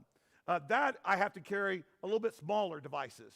It's like, usually like, I got the new, rubber ducky. It's like, this one's like the newer one. So it's got like USB-C 2 because that's the cool stuff, Apple. And it's like, you can put the payloads on there, OS detection, really nice device. And let's be honest, this is where I do most of my attacking with. It's like also, if things are really bad, you got a phone, you can call for help. Okay? It's like, I'm not going to tell you what the name of this phone is. It's sort of implied. There it goes. And then I've got, and I love this because all this is a disposable micro SD card, USB card reader. You know why? Because you put a 2 terabyte hard drive in it, micro SD card, and then you go and get, there it is. And you get this little boy right here. How you doing? Plug that out there, plug that open, and then there is your micro SD card that you can walk out of the company with. Right there on the necklace. That's cool. It's like, so, and then you just discard the micro SD card. You don't keep that with you because you don't want to be found with that and that because then they're going to be looking for a micro SD card, and trust me, that could get uncomfortable. So, I guess what we're trying to say is, if I do find a way in, and I usually do, it's like, I love the lower right one because I can't do that anymore. That was me climbing 7 stories above the Nicosi Cypress out of a window right over the sheer drop just because the guy said I couldn't, and I didn't like that, and showed how I could bring him to a server room. And then I made him take the camera out of my jacket and take the picture because petty. So then make sure your employees know how to respond once I'm there, because that's the important part. How long have I been going? You're almost coming up to an hour. You're good. Oh, wow. Okay. I can actually show you some of the defensive stuff now. Because usually it's like this time I've run so long, I'm like, okay, I would love to tell you how to defend against this stuff, but I got to go now. Sorry, my bad. It's like, y'all acting like I haven't done that. It's been very awkward. So here, you don't just warn your employees, you show them. Stop giving them 10-question multiple choice every quarter and thinking that you've done your security awareness engagement. Gamify it. Make them engaged in it. Make them try to. My friend Ben 10 actually showed me a game that one company was doing where they did Where's Waldo every quarter. Every quarter, an employee would be given a badge that was exactly like their ID badge with the same exact privileges, same exact code, everything, except for they replaced the person's picture with Waldo. And the first person that detected it got a reward. Do you think people started paying attention if people were wearing their badges or not? Yes. Do you think people cared about security more? No. But there was something in it for them now. They knew what to look for. They were engaged. Show them these kind of attacks. Show them what you can find on social media about your CEO, because who doesn't love showing the CEO and finding stuff about it? Make sure you remember, like the CISSP tells you, upper management buy-in is very important, okay? It's like, especially when you're doing that, because we call that a career-limiting move. It's like, so yeah, but make sure you're using examples that they can relate to. Also, interact with your employees when things aren't on fire. How many people look at security and think that but the people that are just looking at them to find out what they did wrong? If you only interact with your employees when something bad is going on, why would they come to you when something bad actually happens? So, there's a new iOS iPad update, yesterday or today. Did you send out an email company-wide letting them know they can update their iPad? You don't have to tell them about the security part. Tell them there's new emojis or something. I don't know. That usually gets them. But let them know when there's a new Android update or an iOS update, when the FBI actually did something decent and actually sent out a thing about the D-Link routers and stuff. Let your employees know that. Let them think about security. Let them be security conscious. Let them know that you're not there just to make them fail or catch them when they're doing wrong, but you're there to help secure the company and make sure they are secure. Do lunch and learns. Involve yourself with the employees, just not when something bad is going on. Because when they accidentally click a link, they'll call you in 5 minutes instead of you finding out in 5 months. It's like, because, your SolarWinds. It's like, that's not good. So, and also this whole nonsense of chasing O-days. Seriously. There was a survey like in 2015 or something like that where they said 89% of vulnerabilities were over a decade old. People talking about like, we got to catch the low-hanging fruit. We got to go after the low-hanging fruit. And the fruit's on the ground. Get a wheelbarrow. Pick that stuff up first. You ain't ready for the tree. No fruit for you from there. We need to act. You talking about like 0 days and zero trust. How many people know how many machines are on their network right now? How many people in this company do proper asset management? This is my judgmental look. And I'm looking at you. Well, and you too, because definitely. So this is one of the key things we need to do. The 3 E's. I came up with myself because it's like 3 E's, All right. Educate, empower, and enforce. You need to start educating your employees, letting them know what the real life kind of threats are like, but also educating them on what to do when they detect something suspicious. Why aren't you giving them an email address to forward a suspicious email to? Why aren't you giving them an extension number for them to call 24/7 when they find someone suspicious in the building? I robbed a place in Amman, Jordan, agreed with the manager the whole entire time I was there that I was not supposed to be there. She was like, "You're not supposed to be there." And I'm like, "You're right. I shouldn't be doing this. You should have heard from management because I shouldn't be able to do this to any of these computers. I mean, if you don't know why I'm doing this, then I shouldn't." 5 times. With me agreeing with her. And I asked her when it was over, because I don't do red teaming. I do security awareness engagements. It's teachable moments, not testing. It's like I don't give them losses, I give them lessons. And so after I finished an engagement, I will come back 2 minutes later and talk to every single person I compromised. Talk to that manager like, "You knew I wasn't supposed to be there. Why didn't you call someone? Why didn't you have someone stop me?" And she was like, no one told me what to do. No one gave me a number to call. I had no number for security. How was that her fail? How was that on her? That was on the security team. They caused that breach to happen. Well, I caused the breach to happen. But it's like, they were responsible for not telling their employees what to do. We need to educate them. We need to empower them to do it. And why aren't we enforcing it? How many links does Bob in accounting, sorry, Bob's in accounting people, does he get to click on before we realize maybe he's the insider threat we should be worried about? People looking for maliciousness instead of incompetence. If a van driver wrecks a van, they may get one warning. They wreck it 3 times, they're not working there anymore. Your computer is equipment that can cause millions of dollars of damage. Fire them if they keep clicking links, if they keep showing that they are a threat to your internal security. That's what guidelines and policies are for. Start enforcing them. Whew.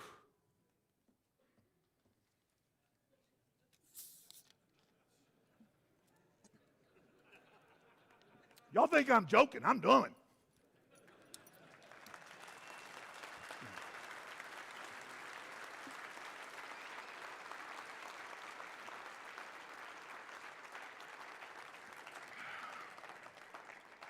Do we have time for questions?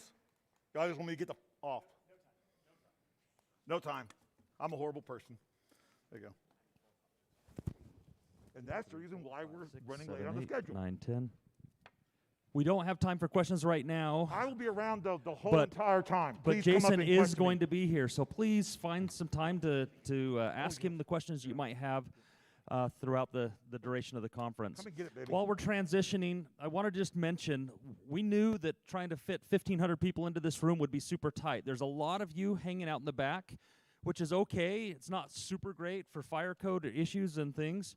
If you are sitting somewhere here and you have a seat open next to you, will you raise your hand? There are plenty of seats for you to kind of file in between now and when we start the next keynote. So if you were in the back and you're looking for a place, come find a spot. Also, just for your convenience, knowing that it would be tight, we are streaming this to the Cascade rooms upstairs. If you want to go have a nice, comfortable, quiet place to watch, you just don't get to be in the room while we do it. So, but that is just in case we needed that for overflow. So you're welcome to go up there and also participate. So at this point, give us about half a minute and we'll transition to our next keynote. Can you make sure presenter mode's on and it's kind of increased a little? It's increased a bit for the small Can you size? make sure it is? Yeah. Sides, like medium. Yeah. Okay. So it's ready for you to go hook up? Cool. You want to plug it in for me?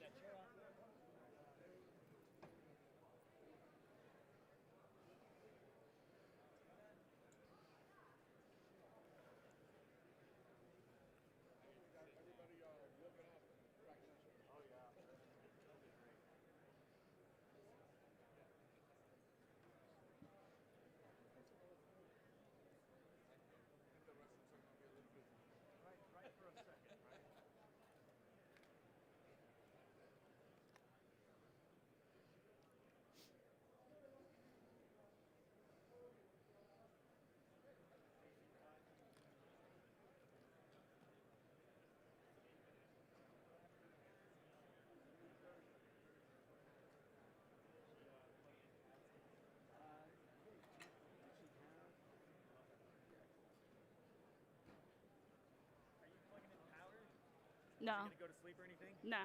Okay. Sometimes I talk so long in my slides that. Oh, no, I'm fast. Okay. Like my whole thing goes to sleep. Oh no, I messed up. No, I think I'm good. There's bottled water up there. Oh, on the cool. left. They're all free. If you get thirsty. I don't grab got to one. pay? What's that? I don't have to pay? No, I just mean like they're not already used. They're Okay, brand new. all right. I set it around. Do I need to turn this on? I didn't even realize. Or they'll It should adjust. already be. Was it live? The green light? Yeah, it's live. Okay, cool.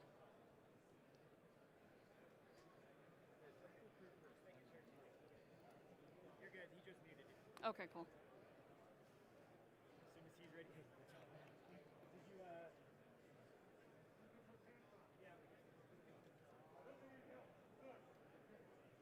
I had to help fish that wire down his Layers. Of clothes. Got him all stuck. It was. I'm like, I'll use a different one for snow. Thank you. Thank you. And then Deviant brought it up. Oh, cool. Yeah. Damn. They have its own like Pelican customized foam.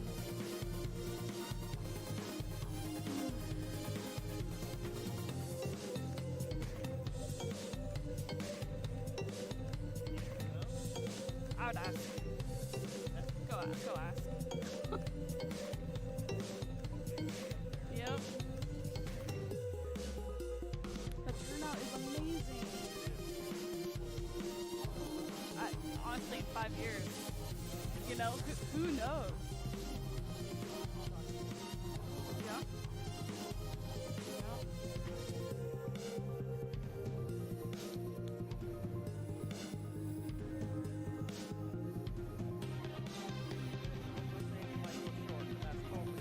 Yeah, I probably will. Good job. Test. Mic check. 1, 2. Test. There we go. Hello, everyone. Good morning. We are ready to start our second keynote. Again, thank you all for, man, these are bright. Thank you all for coming out. My name is Jayson E, and I am very pleased to introduce Snow. Hang on. We'll do it one more time. I'm very pleased to introduce Snow. There it is. All right, now we're waking up. So I am extremely privileged to introduce Snow because I know a little bit about her. We've been working together professionally for about 12 years now. Hang on, I got some more notes. Yeah, I'm not a smart guy. There we go. Yeah, 12 years. 2006. We've been married for what? 18 years? 16 years? Somewhere in there. We've been together for 23 years. I know that, 23 years. So we've known each other for a bit. I watched Snow build her career in this industry, coming from special effects makeup, winning black badges at DEF CON, SAINTCON, another con. She's got a collection of these things now. She also did something very cool with me this year. We're gluttons for punishment, so if you've seen the vault here at SAINTCON, that's our baby. That's something quite behemoth this year. However, we've also this year started the social engineering community at DEF CON this year. That was something. Well, I don't know what we're going to do to top ourselves next year. But she is the global head of innovation and delivery at IBM X-Force. She's also their chief people hacker. She runs 2 roles, running essentially a way to improve their business, but also leading their social engineering engagements. That includes over 130 physical security assessments in her career without ending up in handcuffs. There's only been, I believe, 1 that she's told me about that had law enforcement involved. Big Disney fangirl. We're going to Disney next January. She has been an absolute, how do I put this without making you cry? Inspiration to see her build this career and get to where she is in 12 years.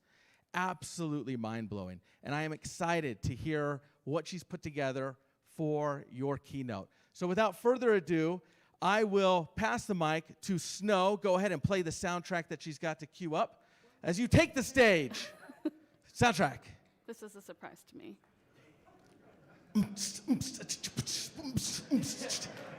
A round of applause, Snow.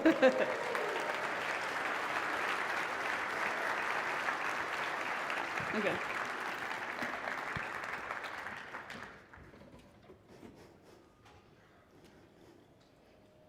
There is no soundtrack, right? Just making sure. I don't know if I'm waiting for something. Okay. All right. The year is 2019, and I just broke into a very famous, everyone here has probably heard of it, building, very secure, all the bells and whistles building. I was on cloud 9. I didn't think I could do it. And now I have to go present my findings to the security team. So I'm at their office, in their headquarters, in a boardroom, with a bunch of people and me. I have my slide deck ready. I have all the ways I broke in, suggestions for mitigation, all this stuff. I'm ready. I start my slides, and I start talking. The CISO cuts me off mid-sentence, and he says, very frustratedly, "You have been doing this, and you have been successful doing this for the last few years now. Why are you always successful? What are we doing wrong?" Right? I didn't even get through the presentation. He is just so upset. What are we doing wrong? So I went up to the whiteboard, and I wrote this. If you do not know what this number is, you will by the end of this presentation, of this keynote. But I will tell you exactly what I told him at the end. So keep this number in mind as we move forward with this presentation. All right, so I am Snow. I'm so glad to be here today and talk with you all in this crazy filled room of people. It's so exciting to see how much SAINTCON has grown over the years. So I have a question for everyone, and the question is, who here is afraid of being a target in a social engineering attack? Show of hands. Okay, who's lying? Right? I'm afraid of being a target in a social engineering attack. Right? There's so many attacks that are happening nonstop. And it's just insane. So I want to take a look at some of the data behind this and how successful social engineering has been in our industry. I don't know who here is a data nerd, but that is 100% me, so I like looking at the numbers. I can tell you stories, and I'm going to tell you stories. Jayson told you stories. Deviant is full of stories as well of how we've been successful. But let's look at some of the proof in our industry. 41% of attacks started with phishing for the initial access.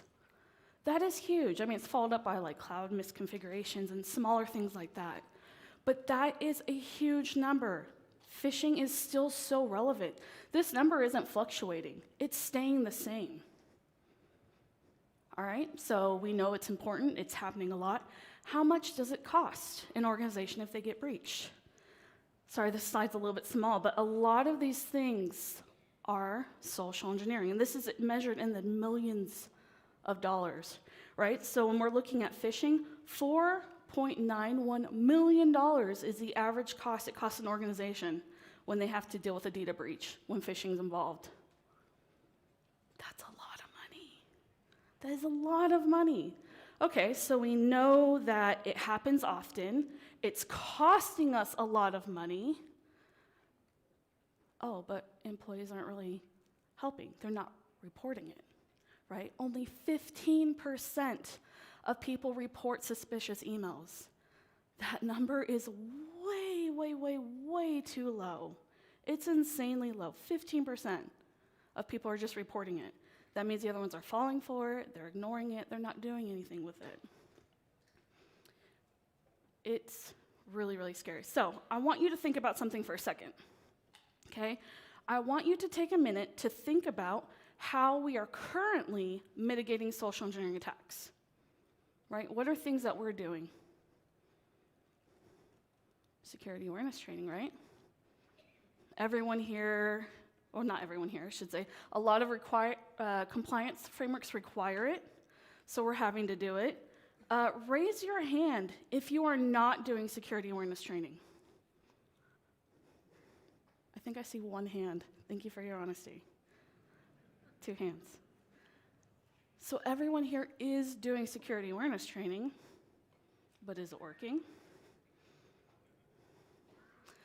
Multi-factor authentication.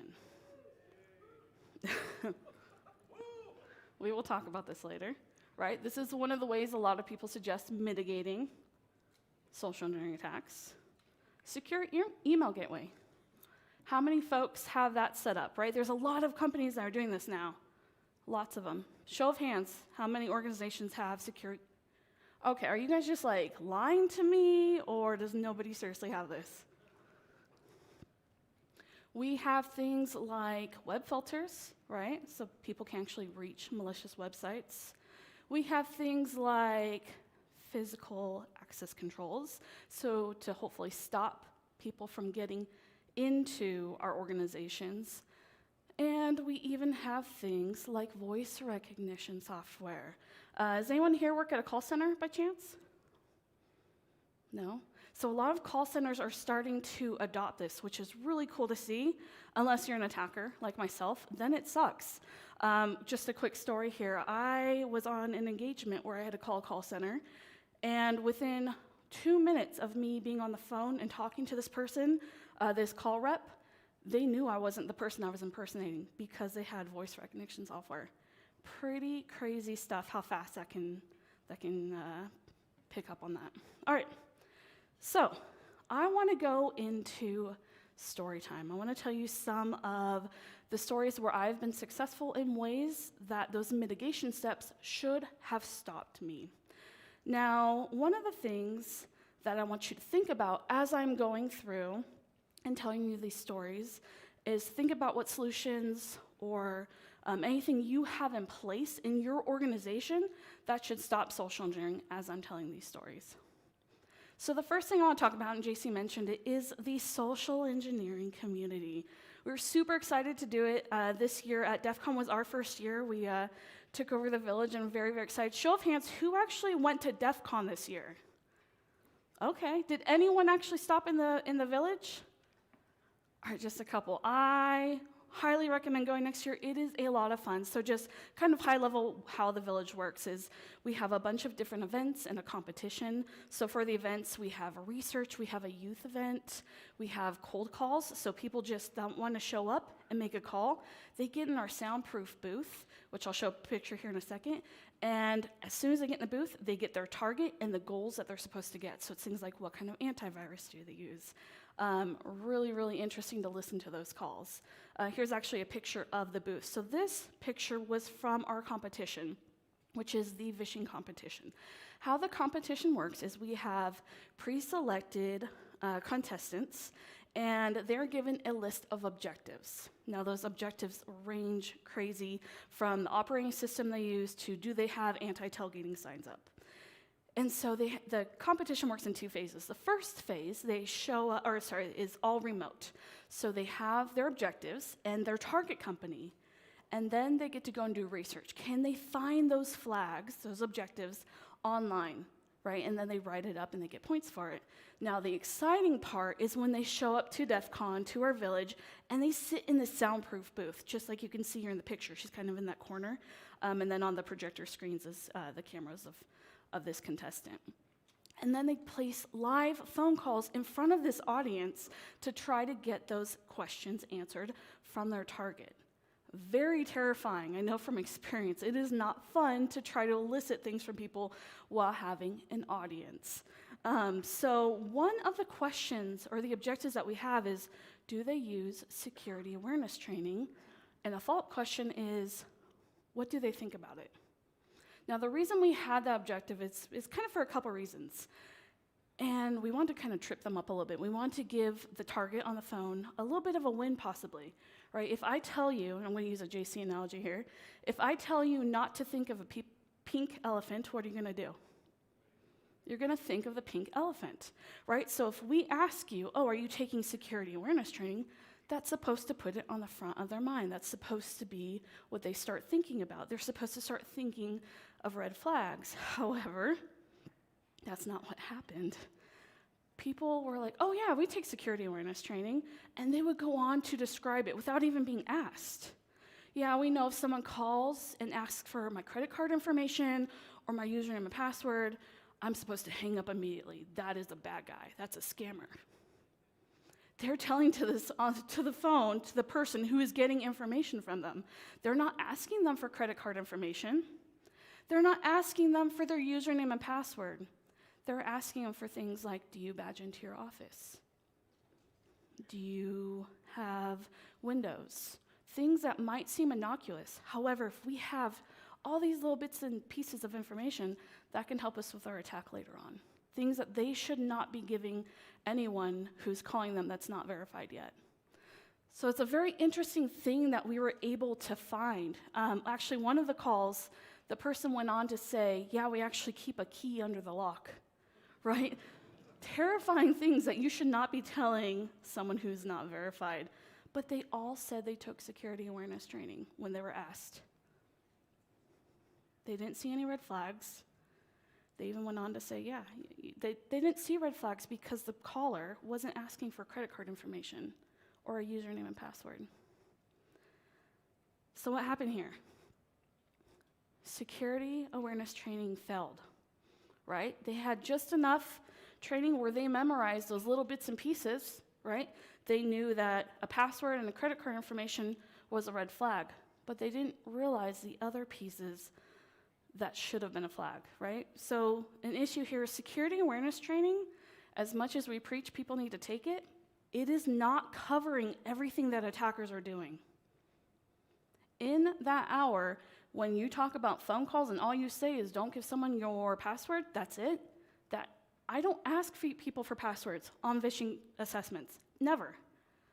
I don't do that because I know it's covered, but there's so many other things I do.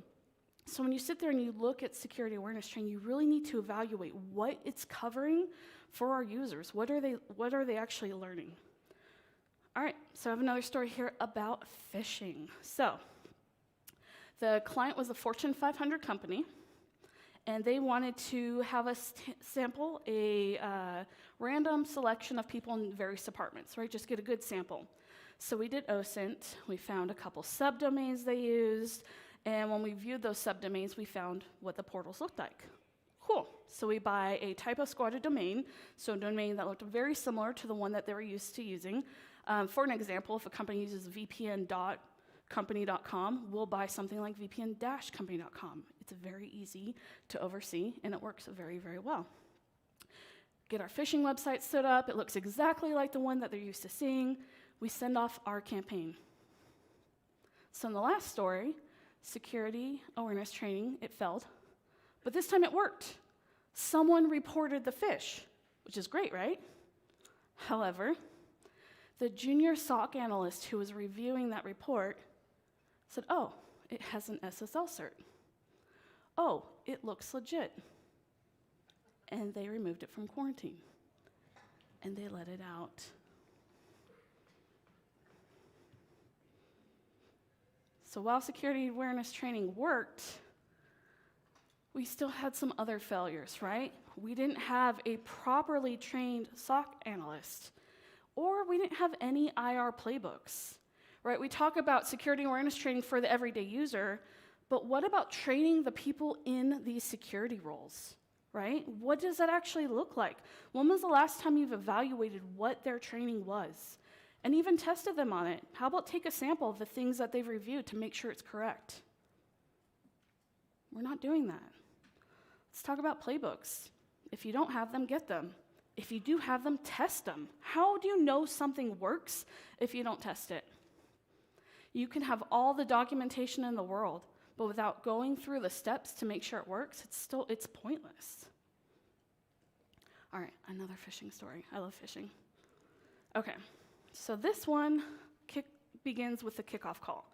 So we're talking to the CISO and we're asking, what are your goals for this test? Right, what do you want us to do? And he said, well, we feel pretty secure, right? We have MFA, we have password managers. I don't really think we have a big risk when it comes to phishing.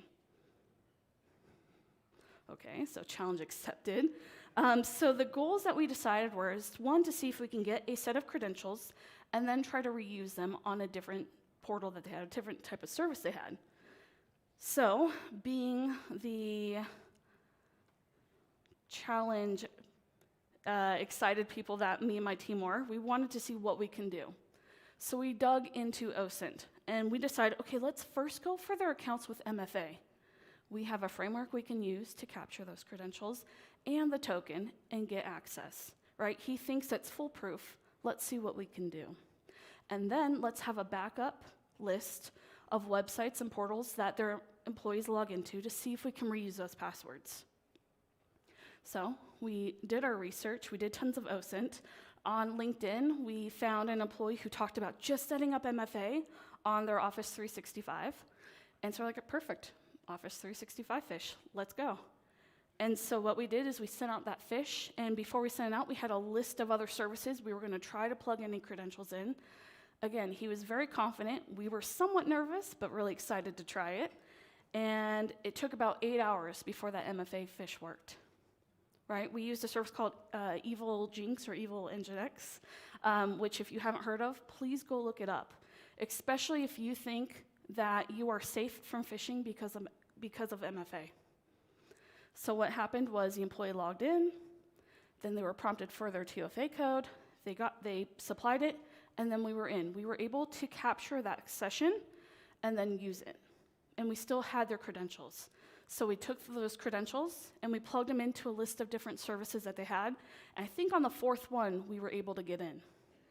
Again, he said we weren't going to be able to get in because of MFA and because of them having a password manager.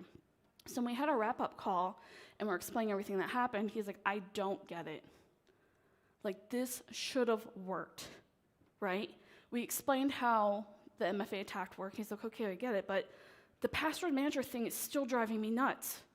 We gave all of our employees password manager access a couple months ago, but someone's still reusing their credentials. Like, I don't get it. And we asked, well, what kind of education did you give around password managers? And he's like, well, none. So what happened was this employee is using password manager, but they had the same password in for every single login that they had without them knowing, and that's not their fault. We cannot blame our user for that, right? For us, it's like, oh, well, that's stupid. Like, it's easy to think that, but no, it's not. They had no idea. They thought it was a place where they're supposed to put their username and password, and they did exactly what they were told. Exactly what they were told. We didn't make it clear. That organization didn't make it clear. They didn't provide any training on how to actually use a password manager. They just assumed. So what went wrong here, right? Lack of specific training. They launched a new tool, a new product, and they didn't train anyone on it. They didn't have any policies around it. And then the misunderstanding of MFA. So let's talk about MFA for a second. MFA is great for what it was originally intended for, which is stopping attacks where the attacker tries to reuse your username and password, right, those compromised credentials, but they don't have a channel to the victim. So they're able to find your credentials on the dark web, data breaches, wherever they have those, and they plug them in somewhere, and then they get that prompt for two-factor code. If they don't have a channel to the victim, then it stops it. It's great. However, when we as an attacker are able to control that channel, right? I send out the phishing campaign, I controlling it, and then I'm also controlling that prompt for the two-factor. It doesn't work, it's broken. That's something we have to look in the mirror and face. We say MFA is the saving grace, but it's not. I'm not saying don't use it. I'm just saying you have to really think about how it works before we recommend it as a tool that's going to save everything. All right, let's talk about vishing or voice phishing. So this campaign, the goal was to elicit sensitive information from our target. And when I say sensitive information, I mean the type of browser they use, the version of the browser, right? We want to see if anything's out of date, what type of antivirus they use. Because what we were doing on this campaign is we were taking all the information and then we were feeding it to the red team so they can build customized payloads and do further testing from there. A lot of times we work with other groups like that. And social engineering is a perfect way to get information from people. So we call our employee, we go through our regular spiel. Okay, I'm calling from IT, we're doing up XYZ. And the employee's like, oh, wait. I have to call you back to verify you. I'm confused. Like, okay, so we give her a number. 30 seconds later, she calls back. She's like, okay. It's you. I'm like, yeah, it's me. It's still me. And she still gives us all the information. Has anyone here heard of a callback verification policy? Show of hands. Just a couple hands. I'm surprised it's not a little bit more. So how it works is if someone calls you and you can't verify who they are, especially if they're saying they're from IT or asking for sensitive information, how the policy is supposed to work is you say, okay, let me get your information so I can verify you. They hang up. They actually verify them, right, through their manager, through whatever channels they have. And then if it's legit, they call them back, which I'm assuming most times it's not legit. However, this employee didn't understand the policy. She just thought that she had to get the phone number of the person calling and call them back. This is another example of broken policies or policies that aren't tested. We can have all the policies that would in an ideal world make us secure, but if we're not testing them or seeing if our users actually understand them, what's the point? It's just words on paper. We also had security awareness failure here as well, right? Because we weren't asking for a password, we weren't asking for that credit card information. She didn't see any red flags. She thought she was following our policy, but she still gave us tons of information. All right, let's move on to a physical. So this physical took place in New York. Our client had just leased a brand new building, and they wanted to test security, right? They had all the bells and whistles. They spent tons of money on all these access control systems. They used the building security guards. They bragged about them being undercover armed guards, which was kind of scary. But we still tested it, right? And so as we're going through and we're doing our OSINT, before we even show up on site, right, just like Jayson talked about in his talk earlier, right, he wants to find the badges, he wants to look at the floor plans, all these things. Well, we also found something on the property management website. They had an application to fill out for visitors to get a badge. I don't mean like a web application, I mean like a form. All you had to do is print it, fill it out, and they're supposed to give you a guest badge. So I'm like, okay, let's test this. Print it out, fill it out, show up to the guard, and in my mind I was thinking, okay, in an ideal world, he would have a point of contact that he would need to call down from the building, they would have to escort me, all these steps, but I still had to try it. Not one question. He looked at the form and gave me a guest badge. As I was walking around the building on the client site, I was able to use my RFID credential stealing device. So I had my purse, and you can't even see it, and I got close enough to a handful of employees where I was able to get their badge credentials, and I made a copy of my own. And I was able to use that same card that I made a clone of for an entire week, getting in multiple times a day. Let's talk about how some of these things were broken. They didn't have an RFID passback policy. Has anyone ever heard of that before? So let me explain what it is. So when you badge into a building, the system says, okay, cool, Stephanie badged in, and that's it. Now, if I'm an attacker and I steal Stephanie's credentials and I use it, the system just thinks, oh, Stephanie keeps badging in. However, if there's an anti-passback policy, there would actually have to be something where the person would have to badge out from the secure side. So they know, okay, Stephanie's inside. Oh, Stephanie badged out, so Stephanie can't be inside. And if that's the case, and I have those stolen credentials on a badge, and I try to badge in, but the person's already in, it won't let me. It's little policies like that that go such a long way. There's so many times they see clients that spend so much money. It's insane how much money on all these products and services, but they're not configured properly. Or it's just a little extra step that would have stopped me from getting in the rest of the week. Let's also talk about third-party risk management.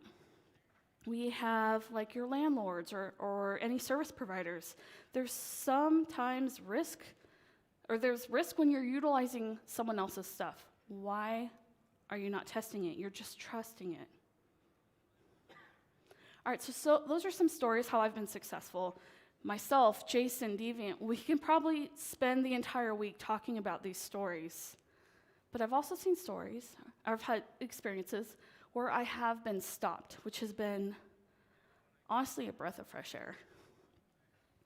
So not everything, this is a phishing story, excuse me. So the goal of this campaign was to send out an email to 100 people to see how many people give us their username and password.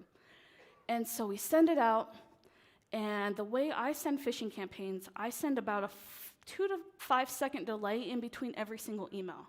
Because sometimes if you send out 100 at once, the filters are going to be like, oh, this looks sketchy. We're going to quarantine it, which I don't want. So I have a delay in those emails. One of the very first people that received it reported the phish.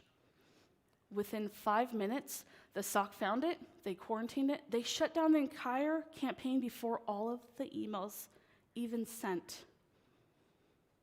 I wasn't shocked. That has never happened to me before. So why was this successful? And I asked my client, like, okay, like, this is great. What's going on? He's like, well, we invest a lot into our security. He's like, but we don't call it security awareness training. That's a word we do not use, that phrase, at all. It is security awareness culture. We have built it from the top down. It's important to our leadership. Every time the CEO gets on an all-hand calls once a quarter, he brings up how important security is so everyone hears it from him.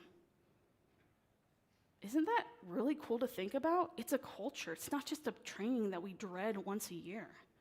It's a part of who they are. And on top of that, the user, right? They knew how to report. That's something else Jayson talked about I thought was fantastic. We can spend all this time educating people, but if they see something suspicious and they don't know how to report, they're not going to do it. This user knew exactly how to report, and the SOC was on their A game. This was such a win. I love it. All right, I have another story. So this story comes from a call that I witnessed years ago in the SC Village at DEF CON. So how it worked was the social engineer, they were calling their target and they were going through their spiel, right? I'm this person calling from this company, I need this information. They were pretending to be someone from IT. And their target goes, whoa, you didn't give me the code. What code? Like once a week, we get a code from IT that they say before they call and ask us for information. That's kind of cool. I've never seen that before, heard it. It stopped the social engineer in their tracks. They didn't have the code. They didn't know what to say. It's all because the company that they were calling, they took a chance on change. They did something outside of the box. This isn't something that I've ever heard or seen before, yet it worked. And it's something I really encourage you all to think about, is doing things that are outside the box. All right, enough about stories for a second. Let's talk about numbers and do some math. Wow, y'all look like about ready to fall asleep. Going, no math. Okay. The average employee works about 40 hours per week. Salary employee. There are 52 weeks in a year. So far, does my math check out? Okay, cool. All right, so 40 hours a week times 52 weeks is 2,080 hours. However, we're kind of nice. Let's figure we give our salary employee 4 weeks off for holidays, for PTO, for sick time, what have you. So that's 160 hours. So if we take the 2,080 hours and subtract their time off, the 160, we get a total of 1,920 hours. Is everyone following so far? Kinda? Okay. 1 hour of a year is dedicated to security awareness training.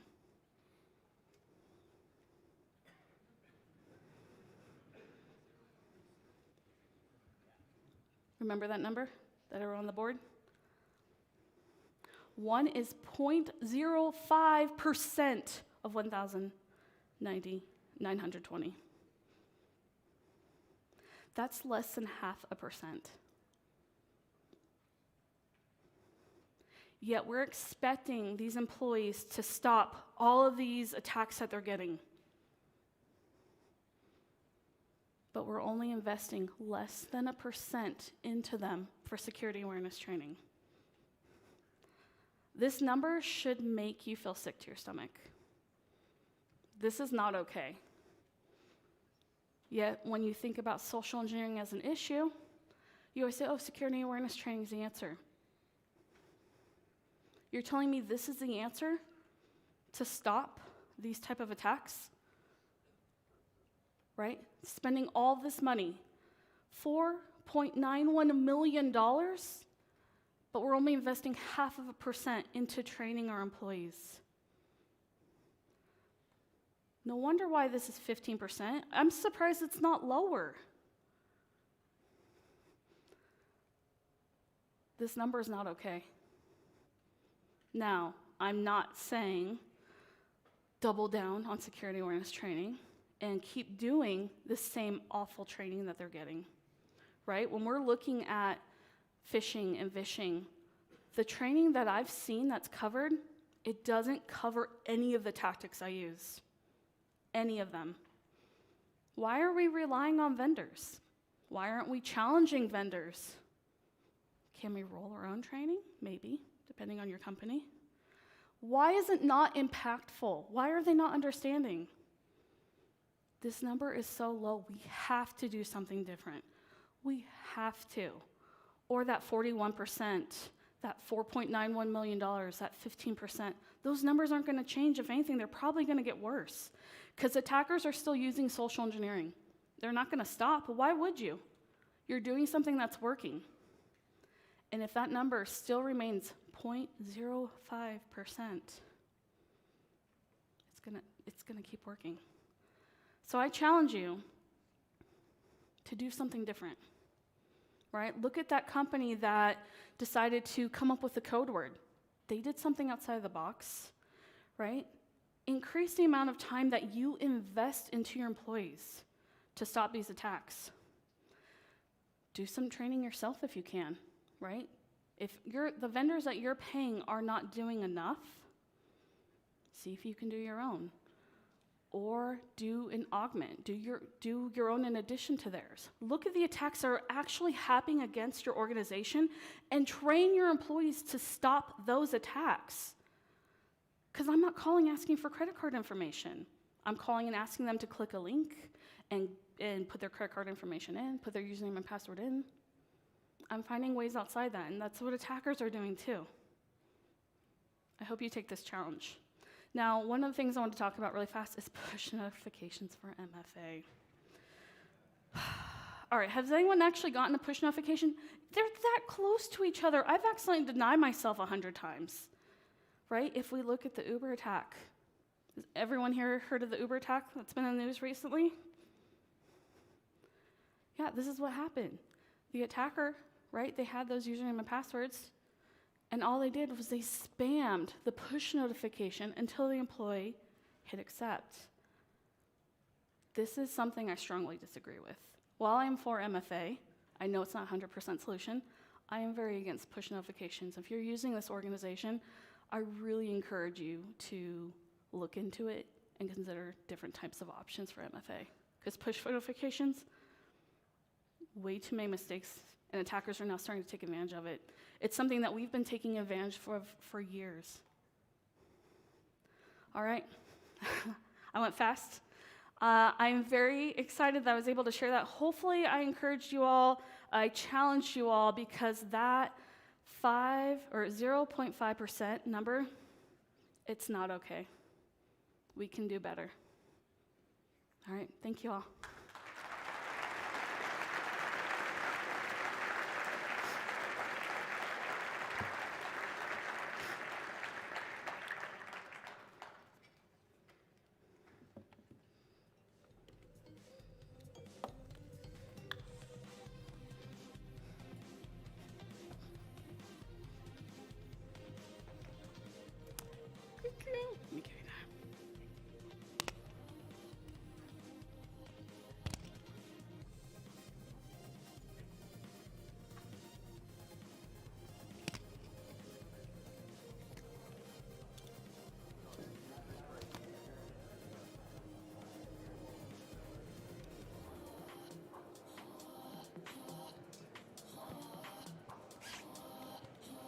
Using a stick or a... He already has a body pack in a lab. So power that one off so we're not hot mic.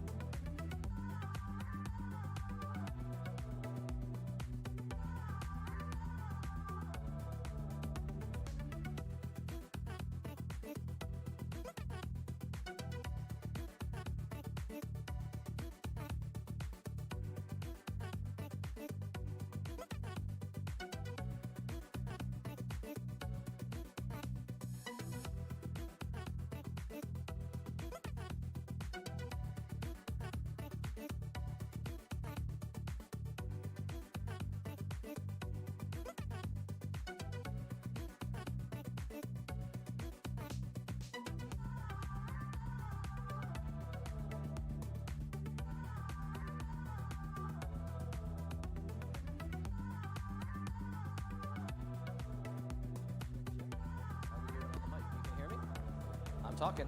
There we go. There you That's go. me. Let's bring it in. All right. I can't hear you. I'm not live. 1, 2, 2, 3, 3, 4, 4, 5, 5, 6, 6, 7. All right, everybody. Welcome to SAINTCON 2022. We are going to kick it off with our last keynote. This is, his bio is super long. It is very impressive, probably longer than my arm, maybe both arms combined. The core group, Tool, Red Team Alliance, books, runs, has probably run a training on physical security for pretty much every org that exists. I was looking at that list. It is massively long. It's super impressive. If you haven't seen him on YouTube, you're about to. It's my pleasure to introduce Deviant Ollam. How's it going? We could hear me earlier. Can we hear me now? Give me a thumbs up if you can hear me. All right. There's going to be a lot of show of hands that I'm going to ask you. So we had the lighting doing little things earlier. You can bring these house lights up like another couple clicks because I would love to see everyone out there. We'll work on that as we're going. And as we're also going, I will mention this is not going to be like most of my usual talks.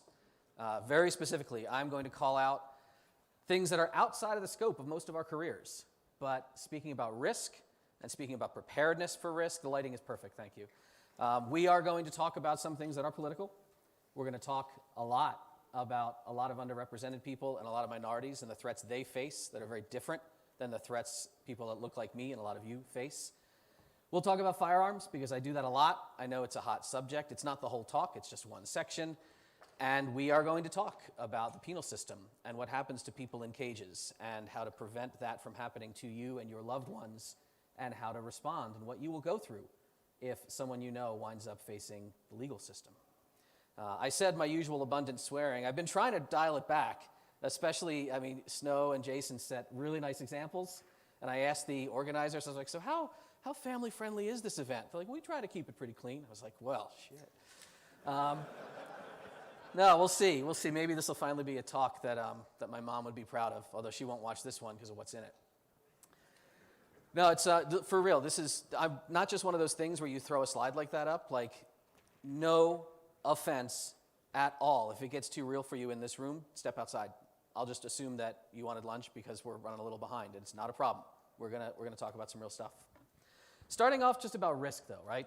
How many people drive a car, right?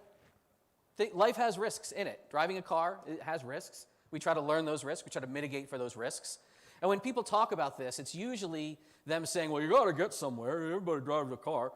Because we think about highway accident as risk, but what about other risks when you drive a car? Have you ever had a problem with your car where it wouldn't start or wasn't running reliably, and you couldn't happen to be able to diagnose it or fix it yourself?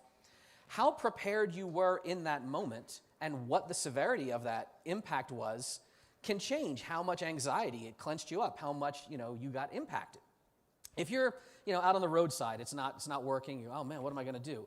Maybe you're someone who has a tow service. Like maybe you have a garage in town that you could. Maybe it's even not dead yet. Like the car's kind of drivable. It's just making really bad noises, and you're like, I don't know. I checked the parts that are usually noisy, and I can't figure it out. So you kind of limp it to the garage, and there's a need to get there, but the urgency isn't extreme. Like you drove there, you might be able to borrow a car or call somebody. You've got shelter over your head. The worst thing you're really facing is maybe getting ripped off if you don't have a person you like to go to. If you've got a garage you go to all the time, they've been in your family, you're pretty squared away. You can address that.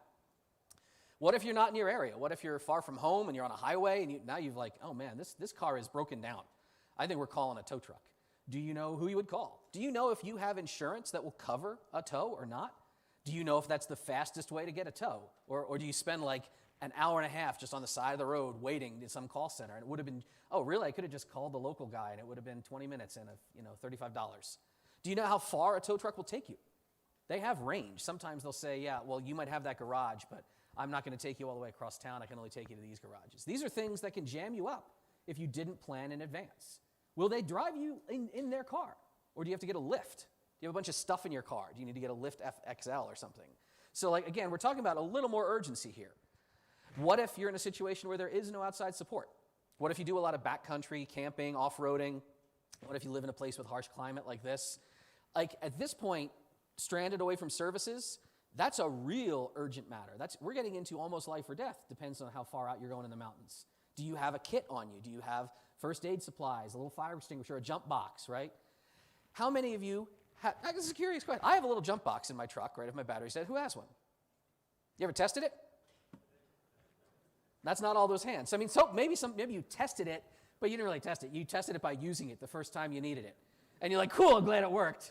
Or maybe it didn't. But you were just, perhaps at some neighbor's, house. You're like, oh man, I got to get home. Actually, we talk about this all the time with security and disaster recovery. Test your solutions.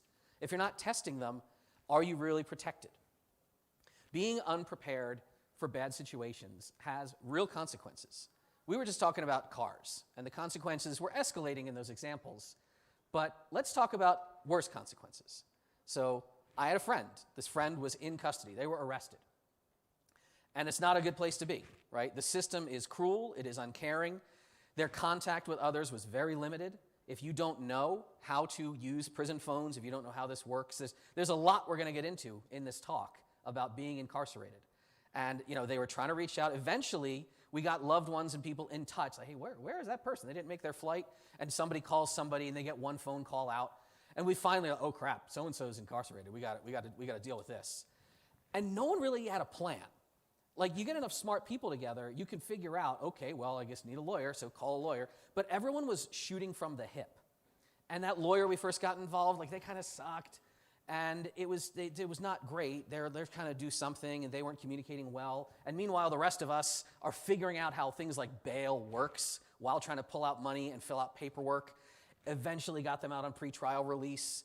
And then you're like, all right, well, what do we freaking do now? And the lawyer's like, well, I don't know what to do. We got a new lawyer, thank goodness.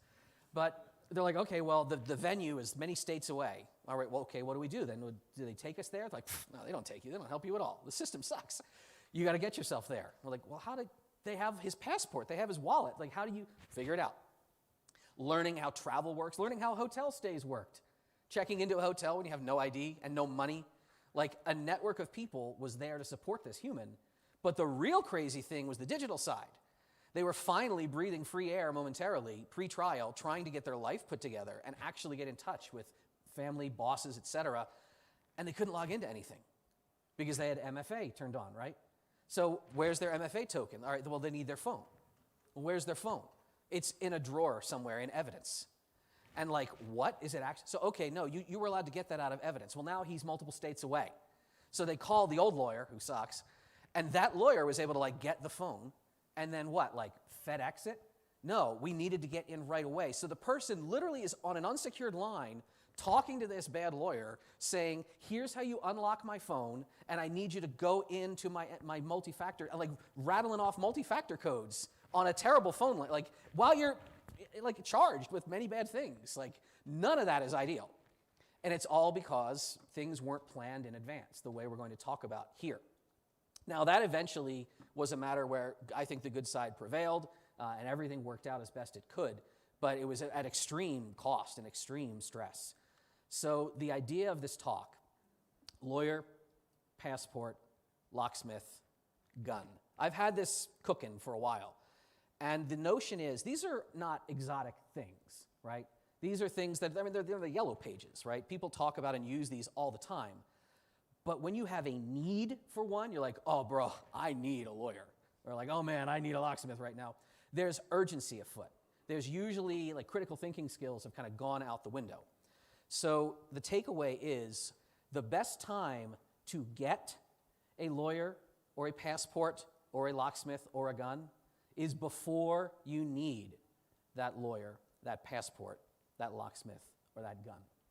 And we're going to walk through all of these categories and a lot of real-world examples and some facts and some resources to hopefully help you all out. So lawyers, we'll start with lawyers. My wife and I have at least 10 lawyers between us. And that's, you know, because we're of a certain age, we're business owners, this may not all apply to you, but like we have business lawyers for reviewing contracts and NDAs and all that jam. We have a criminal defense lawyer. Heaven forbid we're ever jammed up on something. And you will have brushes with the law if you live long enough. Most citizen law interactions tend to be roadside, traffic involved. Maybe you're, you know, not quite a Utah thing, but maybe you're coming home from a bar. And like, oh, did you not? Then we walk and turn. Well, we're going to book you when we think it's a suspected DUI. Like, you might be facing it. It might be bogus.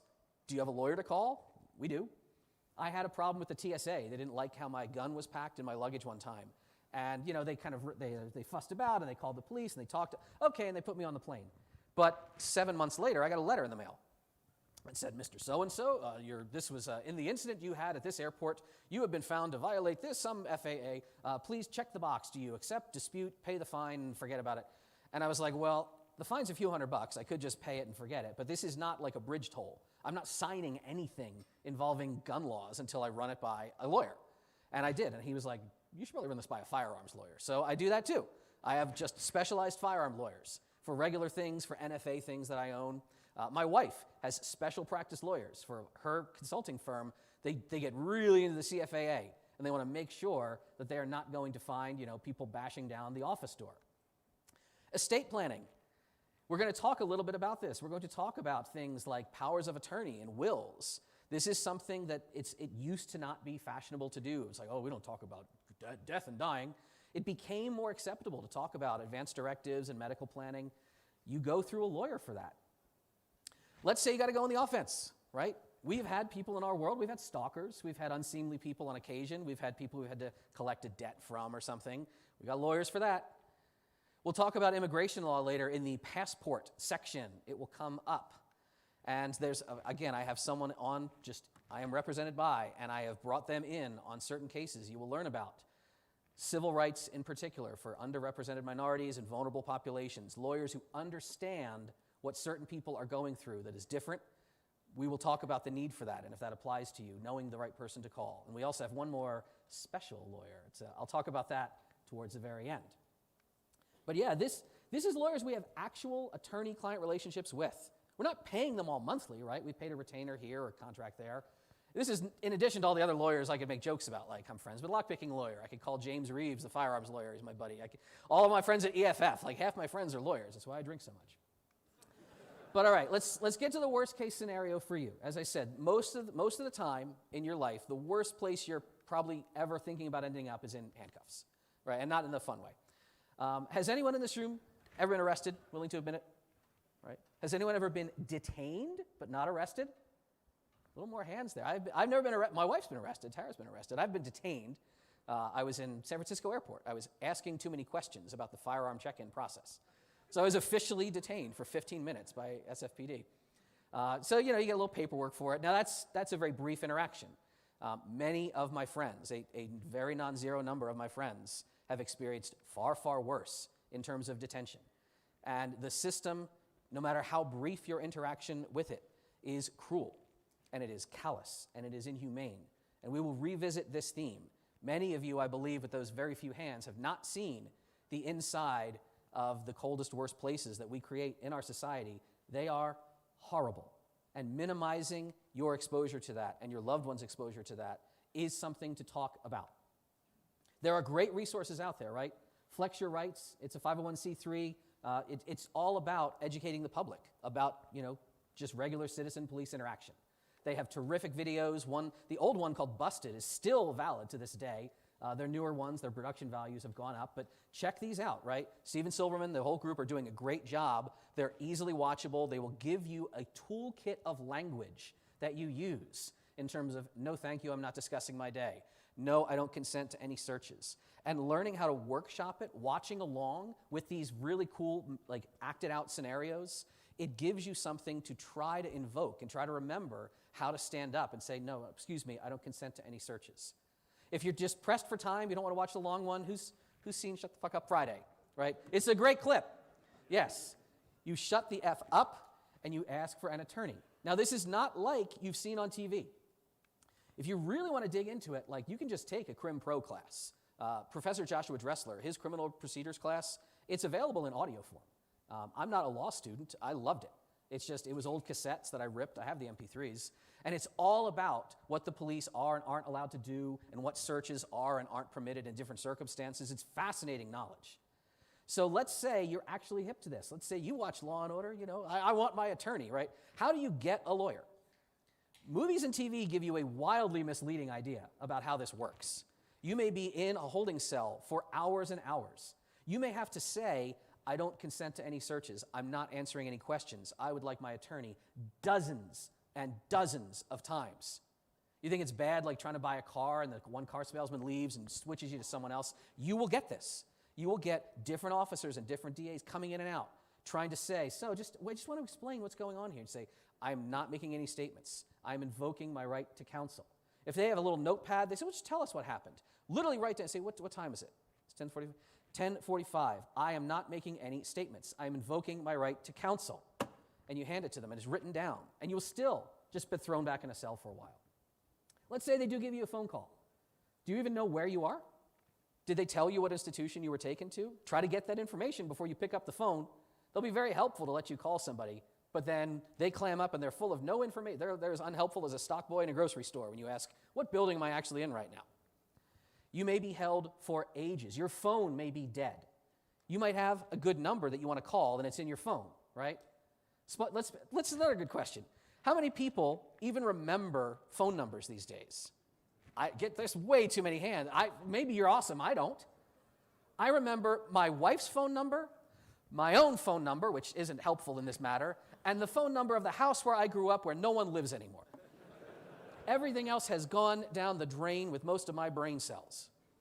If you're in custody, and heaven forbid your phone is right there, and they say, oh my God, I'm going to call my lawyer, their number's in my phone. They won't just hand you your phone, right? No, Officer McGillicuddy across the room will say, oh, it's in your phone? Yeah, I'll unlock it for you. What's your passcode? Yeah, he's in your contacts? Okay, I can rattle that off for you. And now you're trying to what? Talk to your lawyer while your phone is unlocked across the room? So no, if I'm in custody, I will say, I would like my phone call. My lawyer's number is in my phone. And they say, oh, what's the unlock code? I say, no, my lawyer's number's in my phone. Take the phone case off. Doesn't matter if my phone's broken, dead, smashed. My phone number is in the phone. I strongly recommend you make a little card and keep it in your phone case, in your wallet. Again, if you are maybe you're at a public action, at a protest or something, you may be very badly mistreated. You may have your devices taken, smashed, plenty of this. Your devices may be destroyed, but if you have the phone number in hard copy, you can make your phone call. Or if you really expect to be arrested, you put the National Lawyers Guild phone number for your territory on your arm in Sharpie. It's a very common thing to do. Now, what if you're on the other end of that phone call, right? What if a loved one calls you from police custody? What are you going to do? Have you ever drilled it? Have you ever actually practiced this call? Because they're not going to be thinking very clearly. They're going to be very stressed and upset. It is incumbent on you to say, I love you, how are you? Before you even say that, the first thing is, did you shut the F up? Don't tell me why you're there. Don't tell me what's happening. I don't need to know. If you're the loved one getting the phone call, you are the fire department at that point. You only need to know two things. Where's the problem? And I got to get out the door. That's it. Your job is to show support by getting the problem addressed, not by talking. People, you are always being listened to if you're not aware of this. There have been people, and I've known them, who have started to spill the beans. I wasn't even there, and it was, Susan, and then Susan gave the thing to Bob. No, that is not the time for that. Your job, if the loved one is calling you, is to say, I got this. People are on the outside working for you. You do not make any statements. Counsel is involved. And then you put the rest of the plan into action that we'll talk about. But that's a little heavy there. We're going to talk about things that are different than that. We'll come back to lawyer in a little bit. Lawyer is kind of the heaviest one, especially because of some things in my life recently. How about section 2 of this whole talk here? Where's my mouse? There we go. Passport. This is a little more fun. Travel. I like travel. Who here likes to travel? Excellent. Show of hands. Who does not have a valid passport? There's some hands. Who does have a valid passport? All right. I like to see more hands. That's very good. I'm curious. Keep those hands up if you have 2 passports. There's a few hands. 2 valid passports. Does anybody have 3? Hands start going down. It's really hard to see it. Does anyone have more than 3? Oh, I don't see a single hand. Damn. If you do, come meet me. I want to meet you. You're badass. That's dope. They don't have to all be from other countries. You can have multiple U.S. passports. This is my buddy AST. These are 3 of his passports. Yeah. Anybody got a black passport? You live in that black passport life, that diplomatic life? Get out of trouble in all the foreign countries. It's not true. Everyone likes to say that, I could get in a bar fight in Amsterdam. No, it just means you're not explaining yourself to the local cops. You're explaining yourself to the ambassador. And they don't take bribes nearly as well as local cops. So that's the whole thing. Anybody live in the maroon passport deal? I'd be shocked if anyone has a maroon passport. They are super rare. And it means you do spooky stuff with like the DIA and some shit. No, this is AST. This is his full collection. These are all valid passports at the same time. But that's because he does, spooky things. He has triple citizenship. He does government work. We'll talk about things that are a little bit more achievable in this room. Starting with having a passport. That first question when I said who doesn't have a passport, I try not to be super proscriptive. I don't like to say absolutes in this world on a lot of things. This is pretty much an absolute. Everyone should have a passport. Almost no exception to this. And there's travel is a good thing, right? It's one of the few things you can spend money on and come away wealthier. But there are actual things that will arise in your life. Like, why are passports so critical? They might be for jobs. My wife regularly puts a lot of effort into bringing women and people of color up to stages all around the world at different events where she works with governments, IGOs, NGOs. Who would like a free trip to Paris, right? Do you want to turn that down? Because she's like, hey, that project you were working on, it would be great. We're going to bring you to the OECD and talk about that. And you're like, I don't actually have a passport. No, be ready with that, right? What if I hit the lottery and I take everyone to Ireland and Scotland, we go on a whiskey tasting tour, like my 50 best friends or something. I want you to come with me for that. Opportunities come and like, bang, you have to be ready. But there's not a lot of urgency there. Let's get a little more urgent. What if you lose your primary I hate the stock. Who's a dumb enough person to like leave their whole wallet? I hate stock footage, but let's say you don't just lose your whole wallet. Let's say you lose your ID, your ID card, your license. It's not uncommon, frankly, in a lot of firearm spaces. If you're renting a gun, you give them your license, okay? And maybe you forgot it there. And you all go home from this trip, and it was real fun. And, it was cool, we shot the machine guns. Oh, shoot, I forgot my license. It's back at the gun range. It's actually really hard to kind of like do normal life things if you're missing an ID and it's your only ID.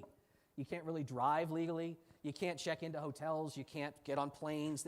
Having a spare ID in the form of a passport in a drawer somewhere, that's useful even domestically.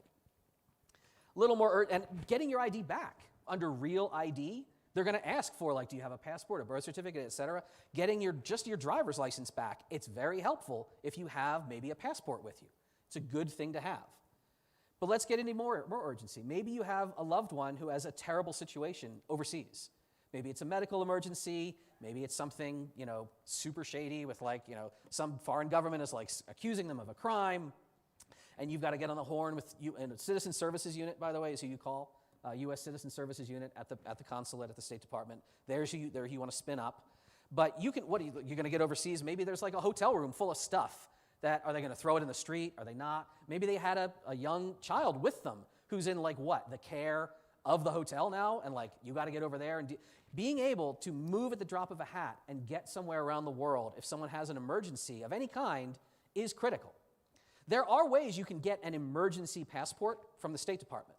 They all involve medical urgency. They involve a direct relative, so it has to be blood family or a spouse, which maybe it's not that for you. They also have to be like dead or dying. Someone in hospice, someone who has just expired or is in incredible grave life-threatening situation. If someone's just, locked up on some weird charge and they're not your spouse or your mom, State Department's going to say, yeah, that sure sucks. Here's the phone call for Citizen Services Unit. We'll see what we can do. Having a passport is something that can get you over there to just help manage the situation on the ground. Maybe you're fleeing a threat. I have friends who have had to flee their homes. They've been swatted, they've been targeted by FASH. Like, they didn't have time to frig around and like deal with paperwork and wait 3 days for a passport. They had to be gone. Having a passport is really important in a lot of lives. So I've talked about multiple passports at the start, though. How is that like possible? What's up with multiple passports? Those of you who have one, maybe want to start living a bigger accessibility, different parts of the world. For a lot of people, 2016 was a catalyst. A lot of people I know personally who have felt really unsafe. The rise of fascism has been on its way for a while now since then, and we're not out of the woods yet with this last election. It just kind of pumped the brakes slightly on that. There are still real risks for a lot of populations who are targeted in this country. And I know people who are like, man, I wonder if I could get dual citizenship. You really can. A lot of us are pursuing it and have been for a while. It's kind of like the old adage, like in the movie Casablanca, right? The time to think about how to flee your country is before you have to flee your country. So do the paperwork if you're interested. There are a lot of nations that you might not believe have a pathway for you to get citizenship, full passport, and on. There are a lot of nations typically that have had a large diaspora over the years to America. So take Ireland, great example, Ireland. Do you know during the potato famine, Ireland lost most of its population? Not to just death, but like most people just left and they went to the US, Canada, other places of the world.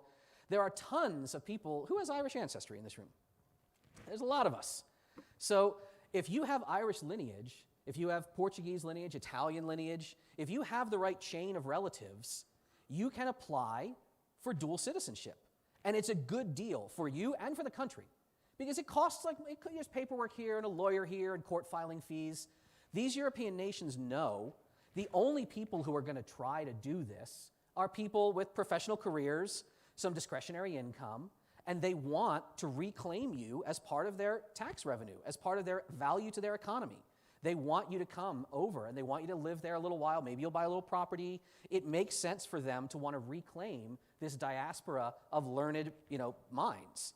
They will have a path forward. And some of them really make it open doors in terms of, like, let's say, I can speak to Italy. I know the Italy process very well.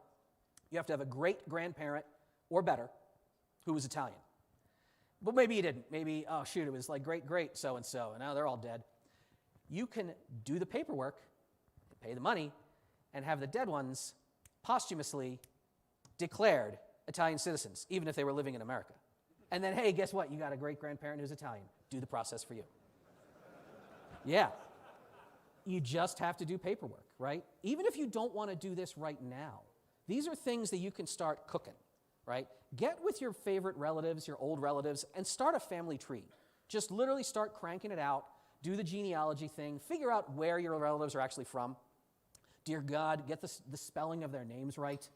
Because if you ever go on genealogy.com and all your shoestring relatives have tried to fill in the tree and you get 18 different spellings of one name, try to clean that up, get it the actual details.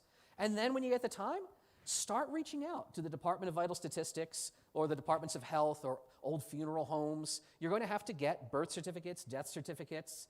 You're going to get your own paperwork while you're at it. I recommend getting, if you don't have a certified copy of your birth certificate, do it. Just get a few. These are just PDFs that you download from this department or that department, and then you got to fill it out and send in your check or money order for $17, and then you wait for it to come back. It takes a lot of time, but it's not a lot of work. The work is done by an attorney. You will get an immigration attorney. Please make sure they speak both your language and the nation's language where you're going fluently. We've had some hiccups with some friends there. But they will just push things through the court. Just let it wind through the court very slowly. And make no mistake, there's a cost involved. You are going to basically buy a decent used car and drive it into a lake. You're just going to say goodbye to like $5,000, $6,000 at the end of this. That's on the low end, depending on country. But to have that, to be able to understand that you can then have the freedom to travel, and all it costs you is learning about notaries and apostilles. Apostilles like a notary on steroids. These are terms you're going to learn. It has to do with how documents are accepted in international courts. I've learned all of this in the process, just by doing a little reading, printing a few PDFs, sending some envelopes out. 6, 7 months later, the lawyer's like, oh yeah, by the way, we got that thing back from the court. Here's the next step. They tell you what to do. It's not that hard. If you are thinking of any kind of name change or gender marker change, do that now because you want everything to match as the paperwork winds through the system. I'm not really going to assume that like Italy is going to understand a gender marker change, not with the fash they just voted in. Speaking of gender markers, if you're considering an X gender marker, foreign countries may not understand what that is. Talk to your lawyer before you decide to do that here. It could have implications. But the end result is incredible freedom. It is an emergency exit if where you are turns bad, and it gives you the freedom to live and work. All the tax problems of like working in other countries and are you allowed to work for 6 months and not 6 months, all that goes away with a foreign passport. There's rankings of like what passports are best. Don't put too much into that and don't dwell too much on that. You can see like the American passport gets you to these countries but not those countries, and the Singaporean passport has, more. The power rank really, again, like the top one is the UAE. It doesn't mean you can go everywhere. You can't even come to the US without a visa. Power rank just kind of entails what regimes some countries are willing to deal with.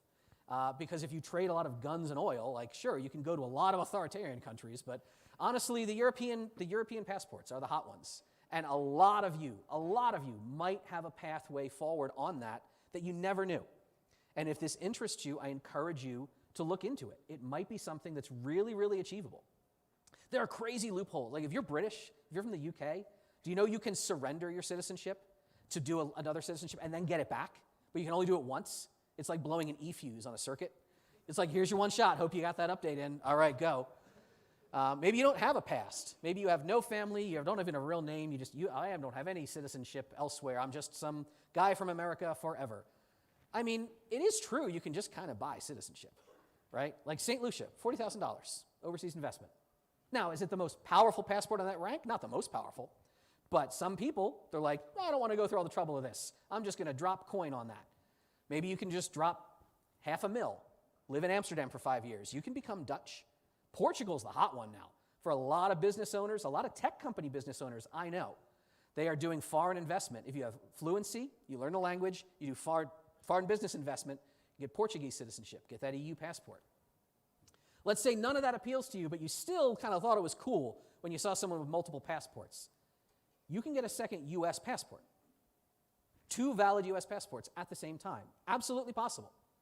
You can Google this. Google applying for a second passport book. Sometimes this is because you have to travel to multiple places that do not like each other. If you have to fly into Ben Gurion Airport and land in Tel Aviv, they don't want to see stamps and visa stamps in it from like a bunch of other Arab nations. If you have to go to the UAE or Dubai, like I'm going to fly into Dubai, they better not see an Israeli passport stamp. So you can talk to the State Department and say, I've got this travel. If you just do a ton of travel, if you work for a multinational, you show the State Department, like, look at my travel history, look at all these visas. I constantly am sending my passport away to get a visa. They're like, all right, you can just get a second one. That last one, sending your passport away to get a visa, this is the other, even if you don't do a ton of travel, this is something you can do. So if you're traveling on that big map, like some countries need a visa, you don't do that when you land. I mean, some places you do, but most of the time, if you want to go to China, you have to tell China, hi, I am not Chinese, I would like to come to your country, here's my travel plans, here's my business, here's why I'm there. And they'll say, okay, send us your passport to the consulate, we'll set it all up, we'll put the visa, we'll glue it in there, and we'll get it back to you. This is not fast. It takes a little while. That's why passport expediters exist. A. Briggs is a famous company that does this. Like, we'll do it fast for you. They just pay people under the table. But what you do is if you're going to China or India or someplace that needs a passport with a visa, your visa's in process, immediately book travel to like Canada Business travel, it has to be business travel. Book the cheapest Canadian, business conference in Niagara Falls, who knows? Then you call the State Department and you say, hey, aw shucks, I have business travel overseas and China's got my passport. Who could have foreseen? And the State Department will issue you an emergency passport. You can sign up for you say, all right, so this many days, come in, emergency appointment. Now, it won't always be valid for the full 10 years. Tara's second passport, hers is valid for 4 years. But having that in a drawer, that is a good thing to have. Again, like you're overseas and disaster, hotel is on fire, and you're out on the street, and you're like, oh man, I really want to get home, and I'm in pajamas. You could do like the Franca Potente thing in like Born Identity and be in that long line of like not having your paperwork and the consulate's trying to help you, or you call your friend and you're like, hey, go in my safe, get the spare passport, and take your passport that I know you have, and just come get me the hell home. It's worth thinking about depending on your life circumstances. One more bit on the passport section. When you get your passport, when you submit your DS-11, which if you don't have a passport, fill that form out. Download the form and just tell your friends, I'm finally going to do this thing. Just get the drugstore photographs. Your friends will lean on you to make sure you get it done. Or you're renewing your passport, that's the DS-82. Get the extra pages. Just get it. It's barely any cost. It takes so much time and pain in the butt. If you run out of pages in your passport, which I have done, and then you have to get the blow-in pages, like that stuff you glue in your yearbook, and it looks all crappy, just get the extra pages from the get-go. And also, get a passport card. My favorite piece of ID is my passport card. It is not my driver's license. It is not anything else. It's the one that's always on me because it's the best ID to ever have. It's accepted everywhere. It's a federal ID. I can go into courtrooms with it, you name it. I can show it in bars or whatever I want to do. And it doesn't have any information on it. It has no address. It has no personal. It is me and my birth date. Yes, I am an American. The rest you do not have to know. Just sell me a whiskey. I don't scan it in. It's not going to scan on that bouncer's device. It's a great thing to have. And it's good for overseas travel via land and water. You can go to Canada and Mexico with just that card. It's a great backup to have. All right. Are we still digging on any of this? You're being really quiet. Like, are you smoking with it? All right. Now we'll get into the locksmith stuff. It's gonna go, so I'm glad you're happy now. We're gonna get all happy, then we're gonna get real sad. I haven't rehearsed this talk without crying, so we'll get to that part. Locksmith. Most locksmiths do what we'll call daytime work. A lot of locksmiths, they'll cut keys, they'll sell you locks, they'll do installs. There's nothing really urgent there. But a lot of people who need a locksmith, they need them when something's urgent. They're literally locked out. It's nighttime. They can't find someone with a spare key, et cetera, or they're in a parking lot. They've got their car. They've locked their keys in their car. This is when people are vulnerable. People get preyed upon by scammers because if you don't know who to call, you are vulnerable to the person who picks up the phone. You say, yeah, locksmith. Yeah, okay. Yeah, I'll be right out there. And they might not be a real locksmith. They might just be someone who put a bunch of Yellow Pages listings and they cause a bunch of damage and overcharge you and break things and leave. This is a real well-known problem. How do you mitigate for it? By getting a locksmith before you need the locksmith. Go around during daylight hours. Find a brick and mortar locksmith shop. Get to know who they are. Say hello. Look for maybe the Aloha logo, or go to findalocksmith.com, which is how you can search for an Aloha certified locksmith. Walk into the shop. Say hi. I'm in the area. How long have you been in the area? What do you do here? Do you have a lockout service, by the way, in after hours? Oh, can I take this card? Cool. Do you do automotive as well? Not everyone. Oh, cool. You do automotive. Nice. Well, that's awesome. Well, while I'm here, I'll get a copy of my key. But nice to know you're around. And then you save that number. And then you take that spare key, because how many people actually have a spare key to their place? You should consider and what you're doing with that spare key. Like, holy Christ, please don't use this lockbox. We had Lockpicking Lawyer here, and you've seen his videos, like the Master 5400 series. All of these style of lockboxes, even the clones, they are terrible. You can watch him rip through all of them and decode them on all of his videos. Do not use that as a lockbox for your spare key. The one I actually like is made by Supra, the Supra C500. I haven't found a way personally to destroy it. LPL, if you're watching, do a video about this. Make me cry and look wrong at this. But yeah, maybe that's one way to keep your key outside. Automotive is a fun one, by the way. Here's something for everybody out there who has one or two big vehicle keys, especially if they're chipped keys or transponder keys. Go ahead and if you want, get a spare key, because if you don't have a spare key, you don't go to the dealer, you go to the locksmith. They can do the exact same thing. It's not going to void your warranty. It's going to cost you way less. But get one more car key cut on bare metal. No chip, no transponder. That's the key that you go under your vehicle's frame, look for a hole, and zip tie it to the frame of your truck or your car. Because if you're locked out of your car, you probably were driving it. You're either in front of your house and you're like, oh, I left my keys inside. Or you were like loading groceries at Target and the wind blew and the door's like, oh, damn it. And your keys are probably right in the car if you're stuck outside the car. A metal key like that with no chip, that'll open the door. That key does not help anyone steal your car. Even if some master thief was like under your car, was like, oh, a key. What are they going to do? They're going to open a door and then they can't start the car. If someone wants to get in your door, by the way, they're not crawling under your car, right? If you have something on your back seat, they're just going to break the window. This key under your car doesn't really hurt you. It only helps you. So again, you realize, oh, shoot, my keys are missing. What am I going to do? They're in the car. I see them in the center console. Damn it. Take the metal key, open it up. There you go. Again, plan for it before you just came off a ski lift or something. It's negative 14 a billion, and you're friggin' like trying to get the kids in the car. Oh, my God. I know how your winners are out here. Have that little metal key. Cost you $5. You never think about it for 5 years until the day you need it. Or, be your own locksmith. I was just down in Texas, my buddy Brian, and he was like, oh, man, I love that lockpicking stuff, and now I keep picks on me in case I need to get in my house. I don't want to keep a key outside, but I keep picks outside. I'm like, that's pretty badass, man. You should also know a locksmith. Like, meet some locksmith in your town, but like, do you, homie?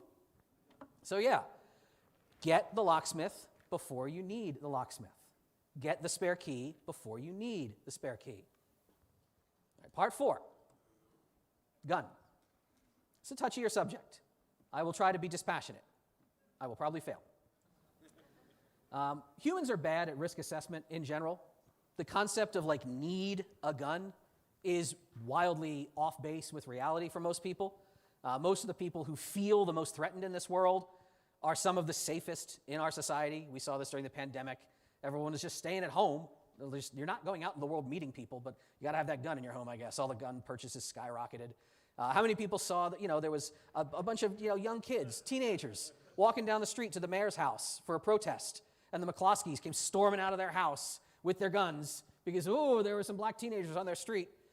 I remain to this day amazed at the restraint showed by that crowd of kids. Not a single person drilled this dong wagon with a round, with a gun pointed right at. That is unbelievable poise. And you can guarantee if it was a bunch of white people walking down this street, the McCloskeys would have taken the room temperature challenge that day. Then again, they wouldn't, because if it was a bunch of white people walking down the street, they wouldn't have come out of their house waving guns. We're not going to get super into this. There are real risks out there in the world. Violent crime is going down, but there are pockets of real bad folk. I and others in my friend group have been directly targeted by fash. Like, not just with shitty tweets. Like, I've had people who've had fascists driving up and down their streets, knocking on their doors at night, screaming at them in parking lots, saying, come out here, we got to talk to you, right? My wife and I have gotten phone calls from the police, from the FBI. We've gotten like, hey, we're investigating a death threat. I'm like, oh, again? Okay. And what do you think we told them when they called up? Told them exactly. I said, I'm not, they said, you're going to leave the area? I said, I'm not discussing my day. I am represented by counsel. You can refer to counsel. Remember, they are not here to help you. Law enforcement does not exist to make you safe. Law enforcement exists to prosecute and gather evidence. If you are part of the investigation, you do not have anything to say. Your lawyer has something to say. Have a lawyer. Refer to lawyer. And my wife and I didn't really feel at risk. No, we did not leave the area. We're pretty well provisioned. I'm fundamentally a very peaceful person. I abhor violence, quite frankly. I don't really even like violent movies anymore. That doesn't mean I don't own guns. We're very happy about the fact that our home is properly provisioned. We're happy that friends of ours are properly provisioned and that the fash know this, and they generally leave most of my friends alone for that reason. Speaking of, though, this is a sneaky trick I hadn't seen before. A friend of mine named Chad, activist, well-known online, he got targeted by a bunch of right-wingers, and they did the following. They engaged in kind of like that Scientology thing where you stand right in front of someone and make them bump into you, and then they claimed assault because he was on a sidewalk, like marching with a sign. They filed a restraining order against him. They filed a complaint, right? They had a criminal matter opened up. So then that means a few things. One, it means that he had to surrender all of his firearms because he had an open legal matter. He had a potential restraining order. It also involved the process server, who was the friend and also one of the right-wingers, went to his house and recorded while she was serving him papers. So because they wanted to post that on their blog or something to like make him look bad. Now, in the process, she recorded his home inside and out because his door was open, which is a super no-no. But what does Chad have in addition to gun? He has lawyers. His lawyer is actually a man named Ken White. Do you know who Ken White is? He's Popat online. So if you know who Popat is, you can guess how well this went for the people that made a false complaint against Chad. So he's fine, he got his guns back. Again, I don't want to make you think that the world is horrible. Like, violent crime is decreasing in this country. There are pockets of very violent are increasing, and they are out there, and they are targeting very, very specific groups of people. And this part doesn't always address everyone in this room. There are very, very dear to me people in my life who are very specifically targeted. Anyone in the LGBTQ community, anyone who's underrepresented minorities, like, they are the ones who are getting targeted. And I love that, like, the world's awful, but it's made for some great memes. My friends and I, who's got a love language of your friends just sending batshit memes to each other and laughing all the time? Like, that is kind of how we all communicate. But in addition to that, my friends who have felt, targeted by bad groups, like, I have taken loads of people to the gun range. It is my pleasure to take a lot of queer and trans people to get their first time behind a trigger and get them interested. And they say, you know what, this is all right. I'm going to be interested in this now. But I don't even need to be the one doing that, right? Underrepresented groups, minority groups, are more than capable of organizing on their own, of finding their own circles, of making their own spaces. It's really just a battle of finding good information. The challenge of like getting good information in the gun world, not from a crappy person, my heart breaks for all of you. All of my friends who are like queer and trans, like one of the most popular gun tubers literally starts every one of his videos with a like a shitty slur. Just kind of minor gay bashing, just throw that in there. Some of you know who this is. I'm not going to mention their full name. They're a super popular channel. There are good allies out there. I always mention my friend Carl, my friend Ian from InRange, right? Like the Gun Penguin, also pretty well known. But in the underrepresented minority world, in the queer world, in the trans world, like you have people like my friend Tactical Girlfriend. Amazing, amazing creator. There are people like her out there bringing this knowledge from literally like a queer, trans, immigrant woman's perspective. You have, like, if you don't like the idea of giving money to the NRA, my friend started Armed Equality. They're doing great work. Yellow Peril, they have their podcast. Clara's doing training. There's so many people out there. You can pause the slides, check the slides, the links later. I'm not going to rattle off everyone's name, but just a mix of amazing, diverse voices. You don't have to get your gun information from people that make you feel like less of a human. My friend Penelope started the Tenacious Unicorn Ranch, if you're not familiar with them. They are an inspiration and a haven, and they have a lot of wide open space. If you want to go somewhere and train on firearms and not be around people that make you feel unsafe, follow them online. Learn more about what they are doing. And before you go out and purchase a gun, again, we're not going to make this the gun talk. I know I'm like the gun guy, right? People say, oh, well, getting a gun is so easy in America. I mean, do you really know? Have you actually done it? Have you not? There's a lot of forms you might not be expecting. I know that cannabis has become decriminalized in a lot of areas, but you know, right? If you're filling out that form 4473, no, you've never had cannabis. You don't know what it is. You've never seen it. You never smelled it. You heard about it once in a DARE program when you were 12. You've forgotten about it since then. Different state laws, like Washington has Initiative 1639. It's just different paperwork. Do you have all your documents in order? The documents I told you to start getting in order before? Think about that.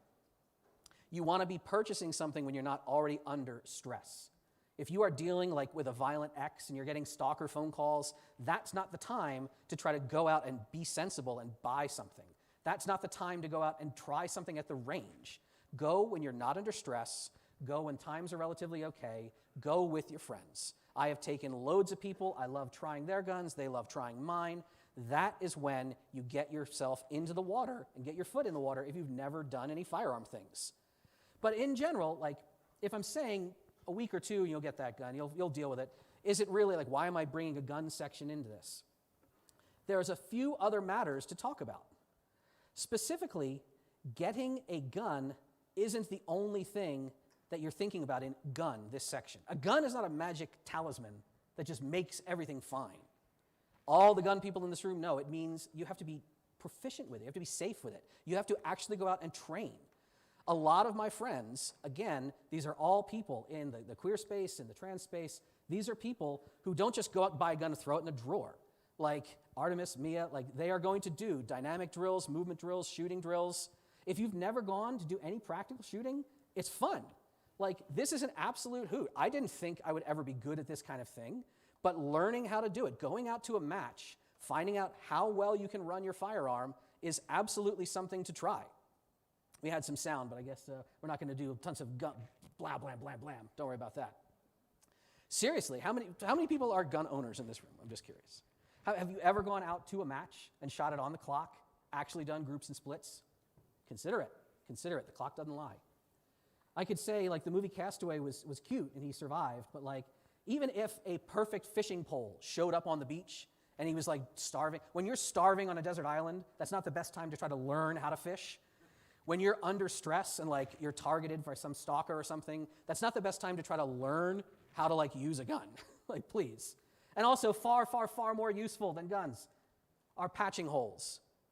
Anybody who talks to you about gun stuff and doesn't talk to you about first aid and care is not doing you justice, so learn about Again, my friend, Tactical Girlfriend, most of her videos are not all gun. There's all about wound care, there's about lead exposure, just being safe and being prepared to treat people. Because again, if you haven't learned how these are used, like, talk about tourniquets. Who has ever applied a tourniquet to someone? Not a lot of hands. Who's ever had a tourniquet applied to themselves? Almost no hands. Hopefully it was during a training class. Like, this is my leg getting a tourniquet. I'm not dealing with a horrible wound. I'm learning about it. I'm in a deployed medicine class. And you can see that's this guy, he's got a knee jammed right in my groin. It's not because he's a jerk. He doesn't like me.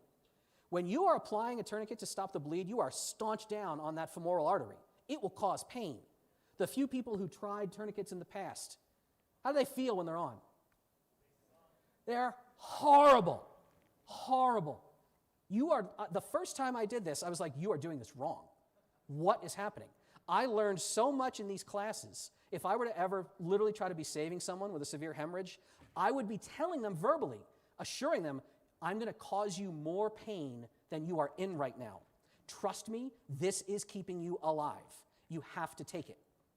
Until you've had a tourniquet on, you cannot fathom the excruciating pain in that limb. I would have probably tried to rip it off if I was even in a critical situation. Like, no, this can't be right. Until I experienced it. Try it. Take an actual emergency medicine class. Learn this. Go to trainings. Get your medical training. So then you can be that person at Thanksgiving dinner, like who's like, oh, you should have a fire extinguisher in your house. That person, you can be that person with, like, traumatic wound care. Like, do you have a good tourniquet? Is it truly a cat tourniquet? Did you pay for a fake one?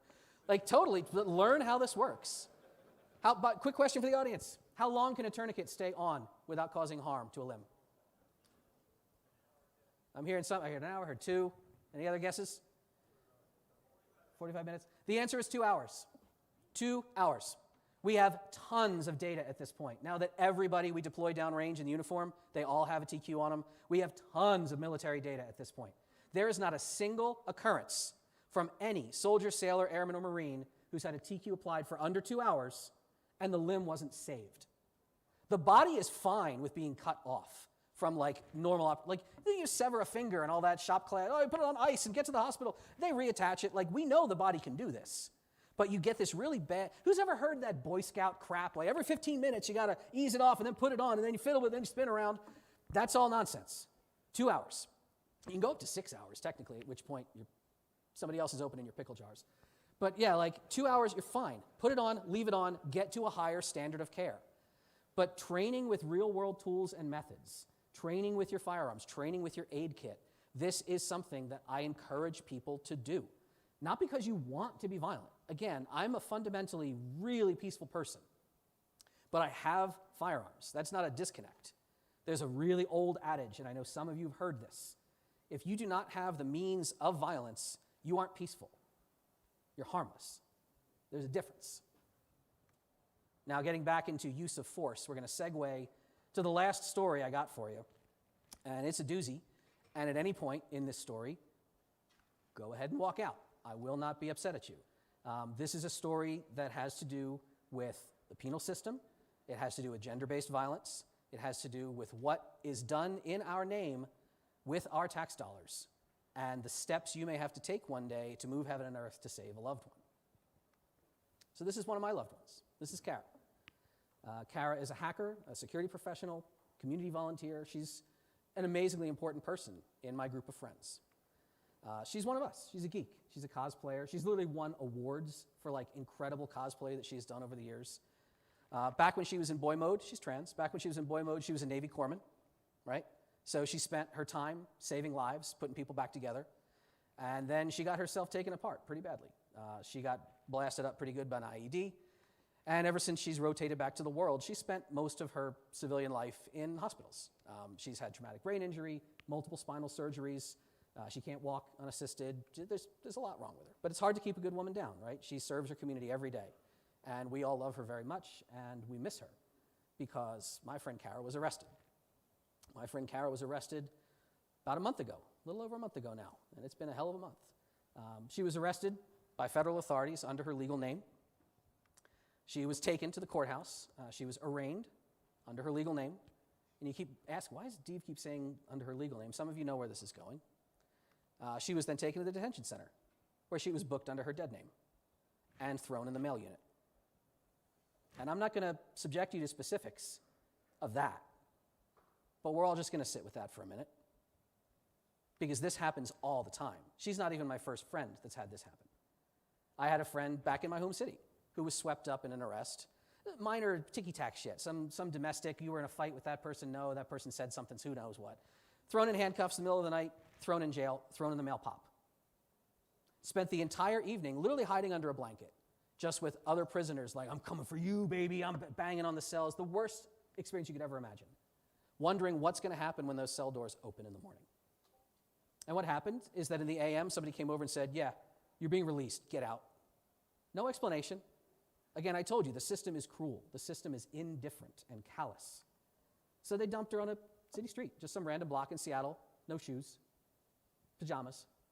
Why no shoes? Well, because they take your shoelaces away. Shoelaces are a weapon, but it takes time to unlace them. So they'll just take your shoes. F you, what are you going to do about it? They'd never turned her phone off. Her phone had like 1% battery.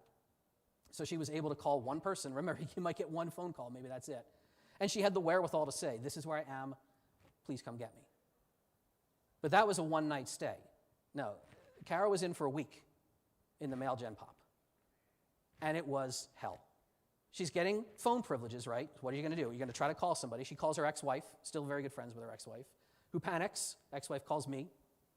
I panic, because again, I wasn't as prepared as I wanted to be. This talk has been informed greatly by things I have learned. The first thing I did, I just called the best lawyer I knew. Like, Marcia, I'm freaking out. Who do we know in New York? And Marcia's like, well, Brian Klein's actually licensed to practice in New York. He's there all the time. You should try to call. I was like, bye, calling Brian. He's like, damn, I wish I had gotten word from you. I'm literally on a plane. I just left New York. But I got a colleague. Hang on, let me connect you with so-and-so. And we got somebody. We actually literally got a person on the ground in short order. And that's a miracle in and of itself. Now, it turns out this person is amazingly competent at many types of law. This person is a guy, that's not his picture, but he looks like this guy. He is not set up to deal with literally a disabled Navy veteran trans person being held in the wrong gen pop. Like, he was not suited to that. This was not the right path.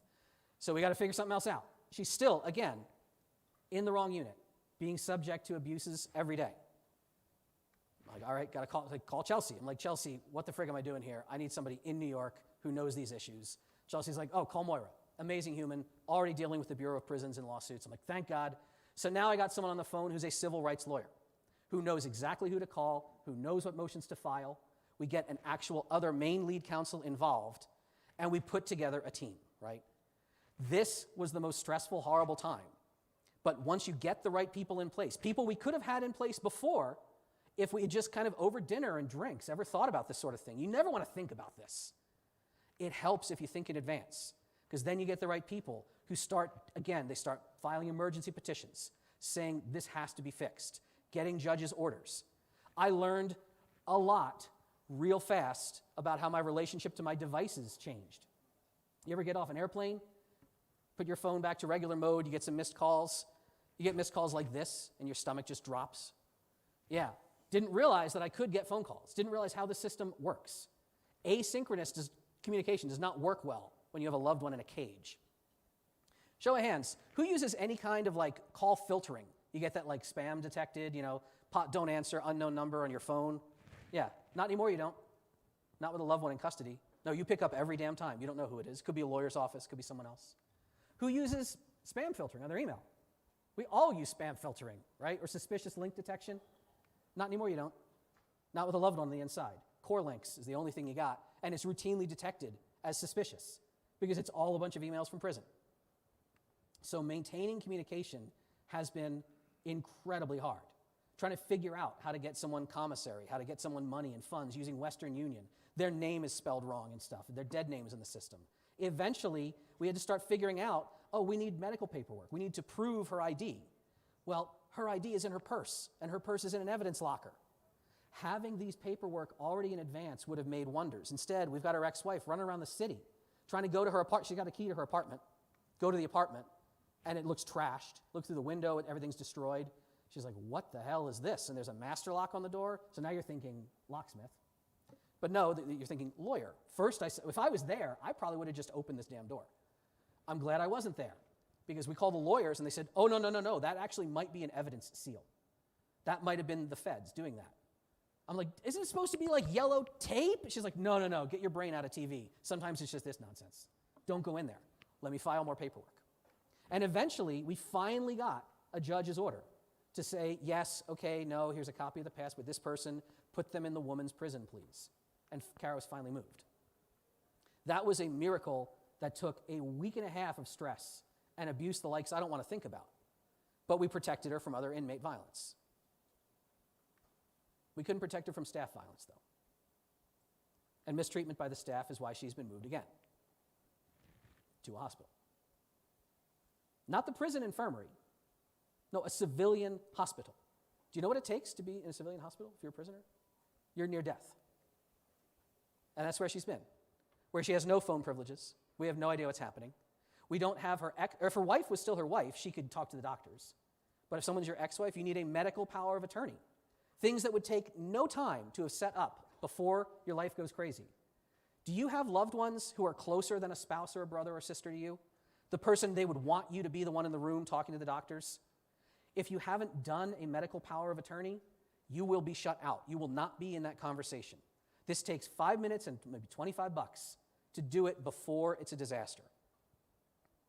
Our marvelous Kara, I'm not going to show you what they've done to her, but this is where things have been for weeks now. And we've just tried to console ourselves with gradual updates that trickle out through her lawyers. But again, we're like, well, we just can't talk to her. There's no phones. There's no phone on the wall. And then one day I woke up in the morning and I had voicemails. I said, what the hell? Oh, it turns out, no, like a duty officer came by with a phone, but it's an unknown number, so my phone didn't ring. I had no idea. It was Saturday morning. Most of her friends are Jewish, so they were not near their phones. So we all missed the chance to talk to her and find out an update.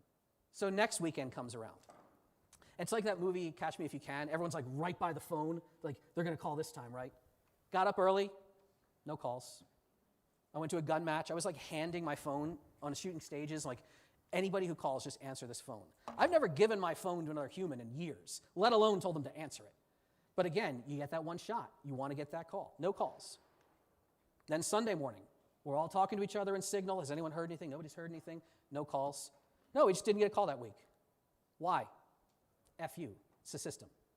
The system is callous and indifferent. The next week, we cross our fingers, we hope, we pray. Saturday, no calls.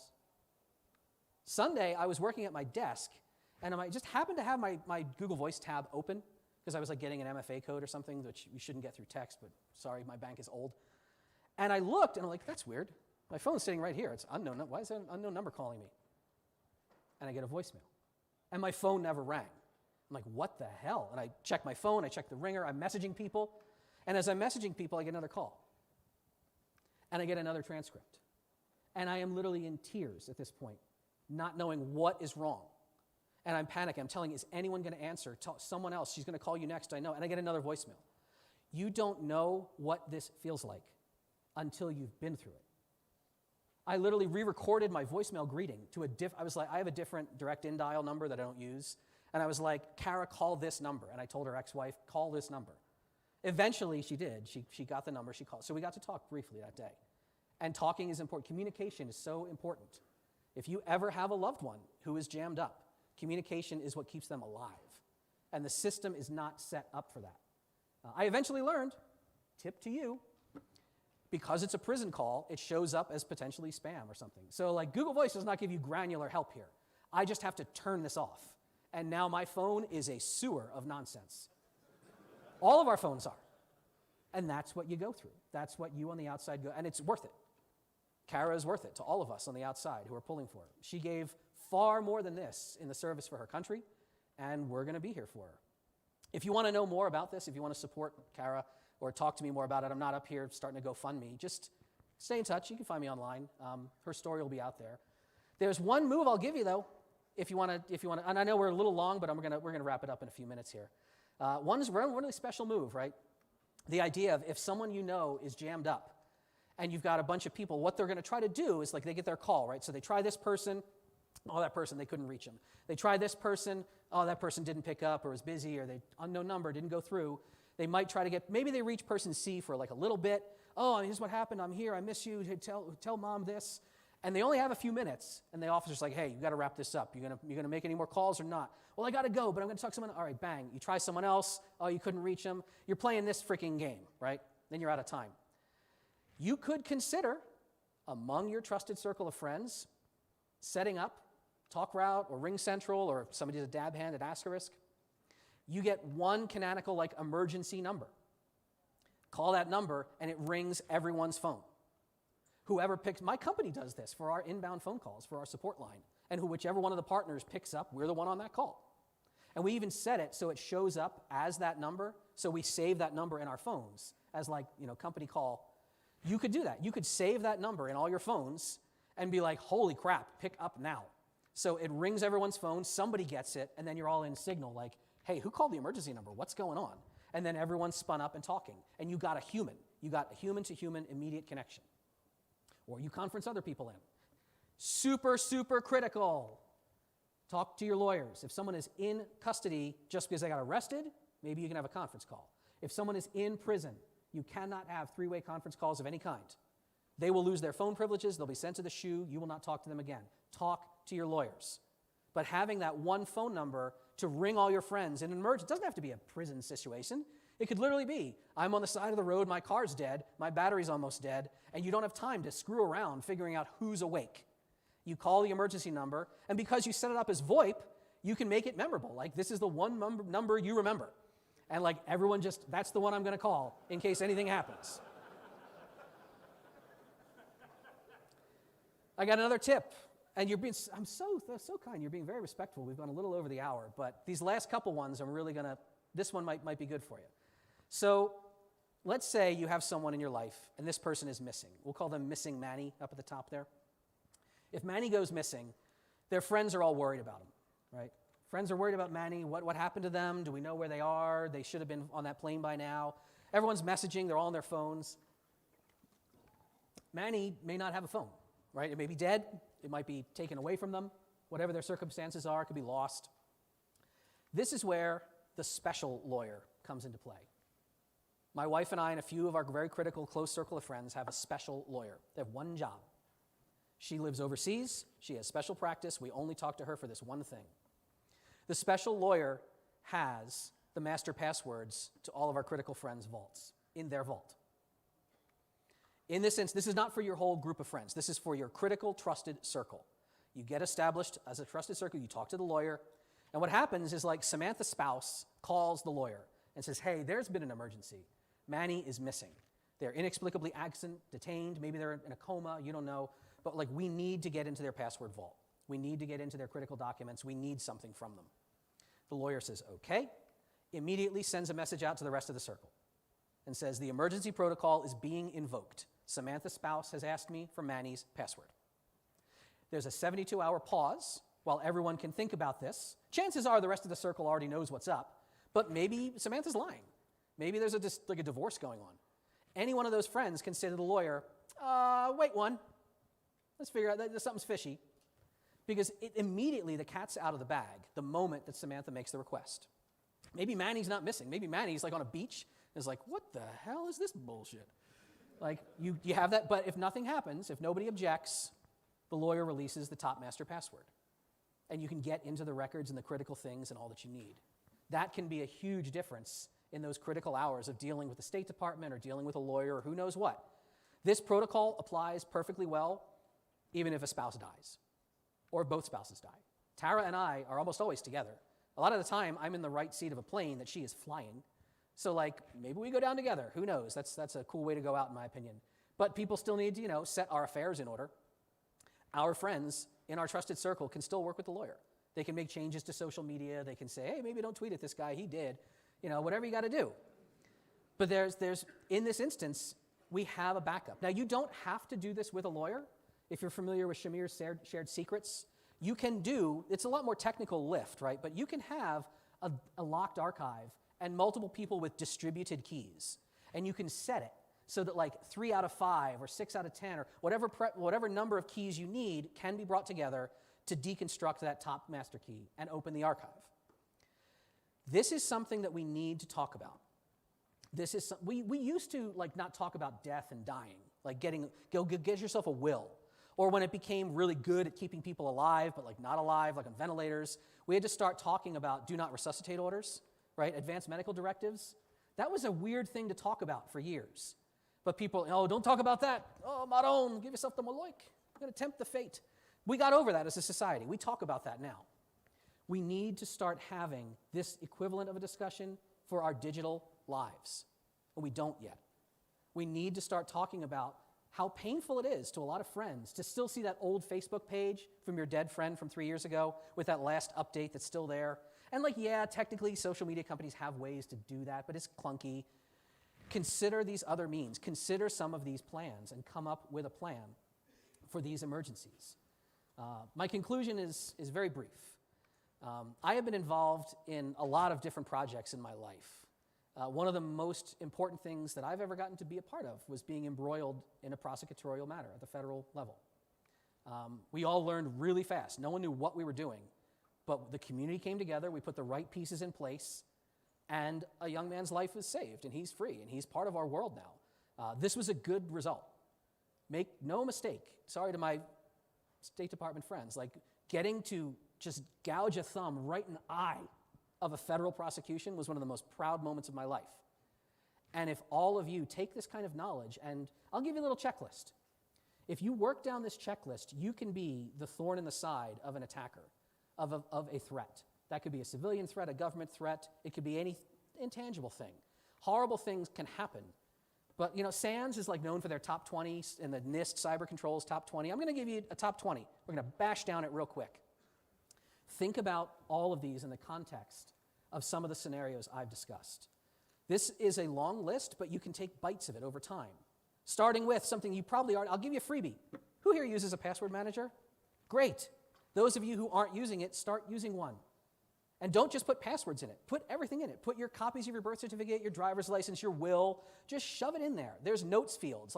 Get critical stuff in there so it's in one place. Getting backed up to the cloud if you're using 1Password. 1Password is one of my favorite ones, right? It syncs across all your devices. Get your closest friends' contact info. I don't just mean know how to tweet at them. How many people have some really good friends that you're only on social media with them? And sometimes they put their account on lock, or they get banned, or they go dark or something. You're like, oh shit, I don't actually know how to reach that person. Get your closest friends' contact info. Get their most unchanging email address, not their work address where they're going to get a new job. Put that in your contacts, right? Get their full birth date if they're really close to you. Getting things like medical records, dealing with hospitals, full birth dates matter. Make that wallet card, that phone case card, those critical numbers, put it in your phone case. Once you've established your trusted circle, you're going to have that conversation. You're going to have that conversation about MFA backup codes. Remember when you get your MFA, you set up your device in Google Authenticator and you get those backup codes, right? What do you do with those? You just shove them in your password manager, which lives on your phone, which then goes in a sewer? No, take some of those backup codes and give them to your other friends over Signal and say, keep these in your password manager. I will probably never need these one day, but just in case, they've got them. Agree to have a check-in every so often, right? It's almost kind of like NATO. Like, just establish, we are the trusted circle. I could leave my house at the drop of a hat if I'm under threat. Can I stay in your bedroom? You can stay in mine. I will put up bail for you. You'll put up bail for me, right? Get a lawyer. Obtain legal representation. Talk to your friends who have lawyers. Start with anyone in your hometown who does any kind of criminal defense. If you literally know no one and you're in a small town, sit in court. You will see the same lawyer showing up for multiple cases. Watch how well they do. Are they getting people off? Ask them for a card. Pay for one call or one appointment, right? Come at it the other direction, though. Come at it with business and estate law, right? Get those documents in order. Get those documents in order, like family planning documents, estate planning, and then say, hey, do you have a trusted colleague who does criminal defense? Could I meet them? Save that number in your phone. At that point, you are not lying if you tell an authority figure, I choose to remain silent. I am represented by counsel. Those key life documents that I keep hammering on, your will, your personal property memoranda, your advance directives, there's a difference between a power of attorney for legal matters and a medical power of attorney. You don't have to give someone legal authority over your life to make sure they're in the room talking to a surgeon. Medical authority letters are separate. You can do that. You can have non-spouses making medical decisions. Maybe your parents would not honor your wishes. You don't want it to be your parents or somebody. Talk to your lawyer. You pay to generate the documents, you notarize them, you keep them in a drawer. Not just your drawer. You make copies, you give them to all your trusted circle. Birth certificate, even if you hate your dead name, get 3 or 4, then you work on changing it, right? Obtain your hard copies. If you are thinking of changing your birth certificate, if you are thinking of changing your gender marker, do not wait. Do it now. The writing is on the wall in a lot of states. Then you get yourself a passport because you got your documents in order, right? If you're a procrastinator, I said, just download the DS11, fill it out. Go to the drugstore and get the photos. And they're just going to be sitting on your desk looking at you. And then you're like, all right, I'm going to mail this thing off. Figure out how to make a money order at the post office. Get a passport. I will tell you right now, if anyone ever comes up to me in the future, from now till eternity, and you show me a U.S. passport, any passport, frankly, with a validity start date of November or December of 2022, meaning you didn't have it and you got it before the end of the year, I will buy your drinks. This is an open friggin' offer. I will buy your first few drinks. And you can keep hitting me up. Come at me anytime you see me in public, in a conference, in an airport. Show me a November or December 2022 passport, and I will hug you and buy you a drink. Back up your data. If your house blows up, is it all just in a drawer, right? This could be something super simple like G Drive with scripts. You could use Carbonite, Crash Plan, Tresor it, whatever my friend Snubs recommends, just do that. If your really boss move is like your trusted circle, y'all have Synology, NASes, do that remote sync, right? Maybe not on your entire media collection, just have that one critical folder that's like super important shit, and like synchronize your birth certificate and all that stuff. Life insurance, valuable personal property insurance, right? If you are old enough and you have real assets, put these policies in place. Understand who gets your stuff when you die. Make sure your trusted circle knows who gets your stuff. Again, it's not easy for some people to talk about. Do you know what happens to unclaimed or lost money in bank accounts if we can't figure out this person had no kids? What happens to it? Do you know? Government takes it. We've seen what they do with your money. Start that shared vault framework, either through Shamir's secret sharing or maybe through that special lawyer. Your top password does not die with you. It has to live on with your trusted circle so that they can live on and do what has to be done if you are gone. The whole first half of this list, you don't even have to leave your house. You can do every one of these first 10 things without putting on pants. Now let's step outside. You're going to take a Stop the Bleed class. You are going to take a traumatic wound care Stop the Bleed class. You're going to learn amazing things. You're going to meet amazing people. This will be your toe in the water to other trainings that I know a lot of you are going to want to take. You're going to want to keep learning this, and you're going to be a better citizen for your community members. If you don't know how to shoot, go with a friend who can take you shooting. If you know how to shoot, go out there and shoot on the clock. Try competing. I'm not out here telling you to, buy any gear. You're all, gadget hags. We're all hackers, right? You're going to get all tricked out with your gear or not. But go out and push yourself on the clock. Just post those groups and splits, right? Do it. Find a locksmith during the day, right? Have that conversation. Remember, findalocksmith.com if you want to make sure they're not a scam artist. Literally try calling the lockout service at night. Call them up. See if someone answers. See if no one answers. Say, yeah, I'm here at this address. Oh, my thing. And see if they're going to, how long do they say they're going to come out? Will they say, now you'll provide a written estimate, right? Are they pulling your leg? You can get off the call anytime. Say, oh, thank goodness, no, my friend is coming. I sent her a text. I didn't know she's got my spare key, but thanks so much, bye. You're not obligated to anything. You just verified, you tested your backup before you needed it, right? Set a calendar reminder for a couple years in the future to see if they're still in business. Maybe meet your neighbors. Maybe actually get to trust them one day. How many people know their freaking neighbors?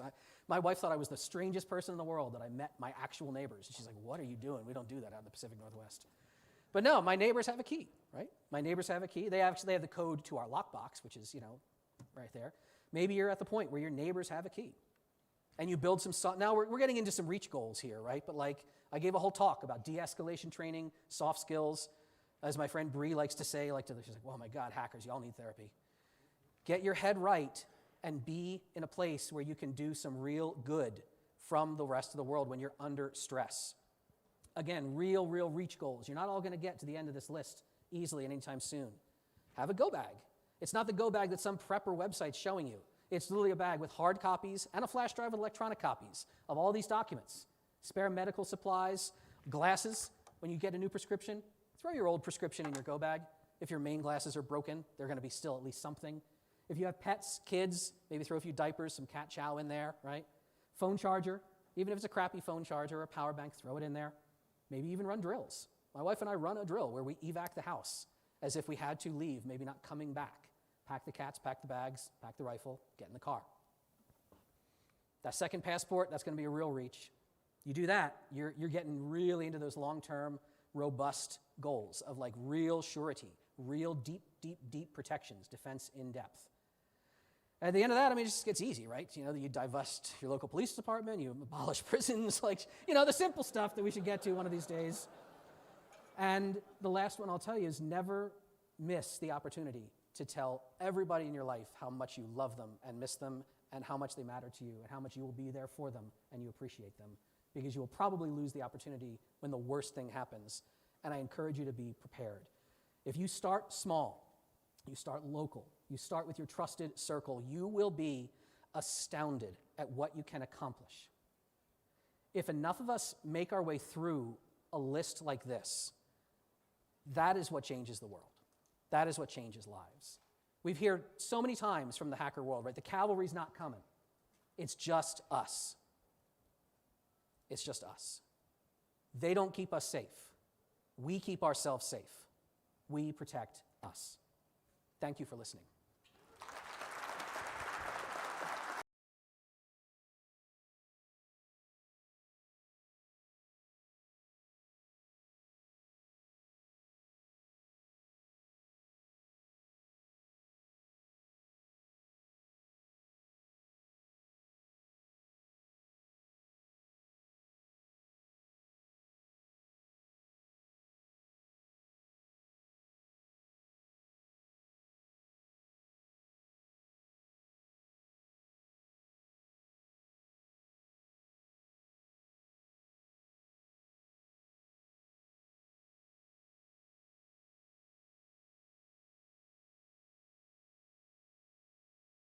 Try not to get ran over by him.